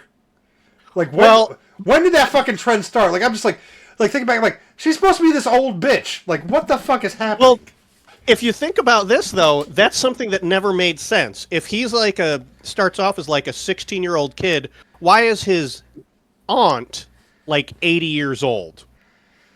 Because wasn't it in one of the comics? It wasn't actually his aunt; it was his grandma. No, she was always his aunt. Or was it? No. There's one where she's actually his mom, isn't it? That's non-canon. Okay, I was saying. I know there was one where it was like something weird like that. Yeah, this is the thing about it. That's fine because siblings can be different ages. Exactly. That's exactly what I was going to say. Well, yeah. Uncle Ben was the elder sibling to Richard Parker. by, I want to say 10 years. Huh, hey, my buddy Tim, his oldest brother is 40 years older than him. Between Maddie and my oldest sister, there's a 21-year gap. So it's not that far-fetched. It's not, but still, her being that elderly, I think it also is chalked up to the fact that The fact nowadays, that she's gotten young enough to be his sister, dude. Like, she is not old enough to be, it's like she can still be an They just cast attractive actresses. They didn't make them younger. Marissa Tomei's still in her 60s, I think, isn't she? That's She's what like I'm 58. saying. Yeah. People in their It's almost older like I have a years brother who's 8 nowadays years older than me. look younger. Whereas in the old days, someone could be 40 years old and they look like they were 80. Like, that's just... Yeah, Marissa Tomei is 60 years old, Will. Yeah. The current Aunt May is 60 years old. I don't know about that. Will doesn't want to hear any of this. You know something? She's Just for just that, rich. just for that, I'm going to roll this personality quirk. Congratulations. Your personality is that of a quirked up white boy with a little bit of swag. No, it says they're big. The person is a big fan of the heroes. I thought that was going to be a gerophile and they'd be going after Aunt May. Goes Listen, off on tangents, listen. can't focus. Okay. No, So- it's a chart. It's a chart for NPCs. There's also one. What is it? This chart right here, I think, is funny because it's called "That Was Too Easy." So this chart is to explain if you guys get an encounter that you just blow through, like because you just roll really well. It's like that was too easy. Let's see. Dead Man Switch. The villain's defeat initiated some disaster somewhere else in the world. That's injustice. That's what the Joker did, except for the villain was the villain was Superman's wife. Okay, I rolled a And 20. he killed her in accident. Wrong place, wrong time. The heroes of the villain are accidentally in the wrong time or dimension and defeat the villain well before or well after the crime in question. Getting back may be an adventure in its own. Oh no! That's very much a comic book trope right there. Yeah.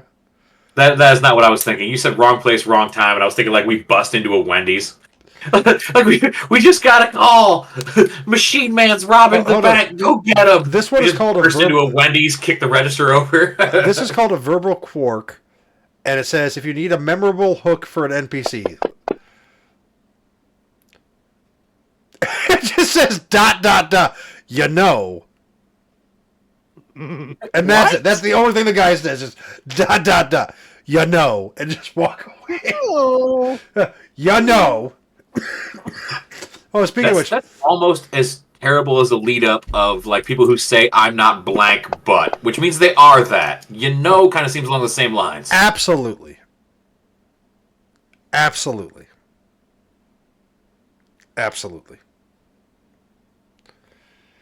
For sure. I feel like you just rolled a chart that says absolutely. He's not agreeing. He's just saying it over and over again because he's rolling the same number. Know what I mean? You're not Ernest P. Worrell, sir. Like you do.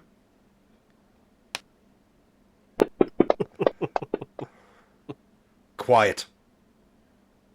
No, you be quiet. Quiet. Will, you're too entertained by that. Quit it. Quiet! I rolled it 3 times in a fucking row. Oh no! Speaking of which, so I was on lunch and I was watching the second episode of the Eminem campaign that I've been watching, and one of the heroes, like the heroes, got separated because different things are happening in the city and stuff, and one of them is in a bank. She's a ghost that can possess people, right? So she's in the bank, and then the door to the bank flies open after like these 2 people have been wreaking havoc. One of them is a mind controller, the other one's a water power lady. And in comes these two figures. One is described as a robot about the size of a round coffee table that has 32 stamped all over him and little tentacles, and then has a wire sticking out of the top of him with a little like robotic eye. And it says, I'm number 32, scanning. And then a man who comes in and says, hello, I am Florida Man. Basic Superman type outfit, except for his chest has a picture of the state, an outline of the state of Florida, and his cape is the Florida state flag. And he's like, I am Floridaman. And then they mistake the villains for the heroes and try helping them. I just about pissed myself. It was a legitimate Florida Man comic book I own the first issue of. Okay, this session's over. I'll talk to you guys later. I can't deal Bye. I can't deal with Jody. That's just bullshit. I'm gonna mute and deafen. Oh, I hope everybody enjoyed themselves. That was session 0. So I hope you learned a lot about the system. As you can see, it is kind of flawed. The system itself is not flawed. The program using the system is flawed. Trust me, if it was pen and paper, if we were sitting at a fucking table, nah, completely different. I miss sitting at a table. I miss it. As being a forever DM, sitting at a table with a group of friends, having my laptop open, the books, the physical dice there, minis, maps, just chilling out. Like, there's nothing like it. If you've never done it, I suggest doing it. Pick up a tabletop RPG. Pick up a tabletop board game. Whether it be Magic the Gathering, Digimon, Pokemon, Loracana, any of the Arkham co-op games, Trouble, Checkers. Pick up a fucking tabletop game. Sit around with your friends and family and play those fucking games. Because there is nothing like the joy of that. Like tomorrow, I'm going to go play Magic for the first time in like 2 months because of my work schedule and other stuff happening to me. So I'm probably going to get my ass kicked because I haven't played. They've all built fucking multiple decks since then. I haven't bought a single Magic card in fucking like 3 months. Mainly because most of the sets that have come out have sucked. But it's going to be super fun. And then also, next month, the 11th through the 13th, Tabletop Weekend. Half Best Friends will be doing a event locally in our city, which is going to be amazing. So we're going to get to see as many people as we can there to introduce them to what Extra Life is and, introduce them to tabletop games. So tonight was a fun night. Got to meet the characters. I think the character concepts are really good. I think we're going to have a lot of fun. Got some input from the players for what they want. Some of the stuff that they were talking about is stuff that I already had ideas for and stuff. That was thanks for the fun. Not a problem. So I can't wait to use the charts on either one. So that chart for the Comic Chaos will definitely be fun because that'll add just a little bit more mystique. And then also for our incentives, once that gets rolling, because that'll help you guys have access and get control of it. So you get to, randomly choose to roll the chart. You can give somebody a reroll and change the output. Give that. I do have one other incentive I am still trying to figure out how I'm going to do it, which is giving you, the viewer, a hero point that you get to choose. Like, I might actually augment the $10 one. I'm not sure. Still trying to figure it out. But give you, the viewer, the hero point that you can choose to give to the DM. You can choose to give to the player, or you can choose to use yourself whenever you want towards whatever you want. Within reason, obviously, just like the rules of that. But if you want to edit the scene in the favor of the villains or the favor of the heroes, you can do that. I'm still working that out. So that being said, we're going to go raid out. And let's see who we're going to raid to. In all honesty, it's probably going to be Ness because I love annoying the shit out of Ness.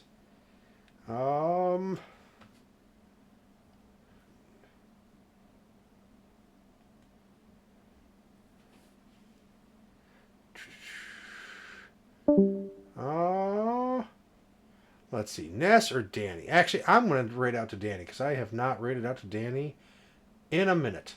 So if you don't know who Mystical Danny is an amazing streamer. She's one of the members of Half Best Friends, and she is my favorite, and I have no problem saying that.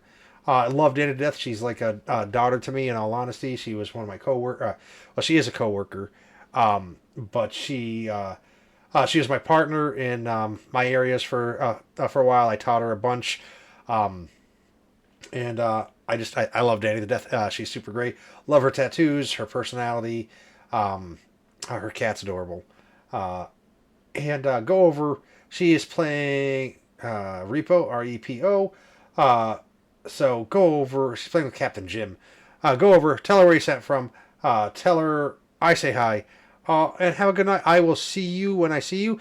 I don't know exactly when I'm going to stream. I'll definitely be streaming Monday for Minecraft. That's that I forgot. I just took some time off from being sick and stuff. I will be streaming Monday definitely, and maybe sooner than that. I will see you guys later. Goodbye.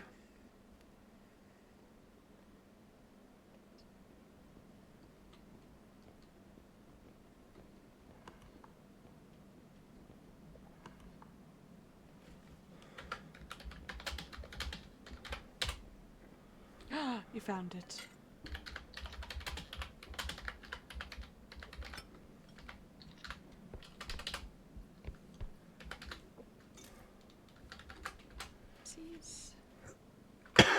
Jeez.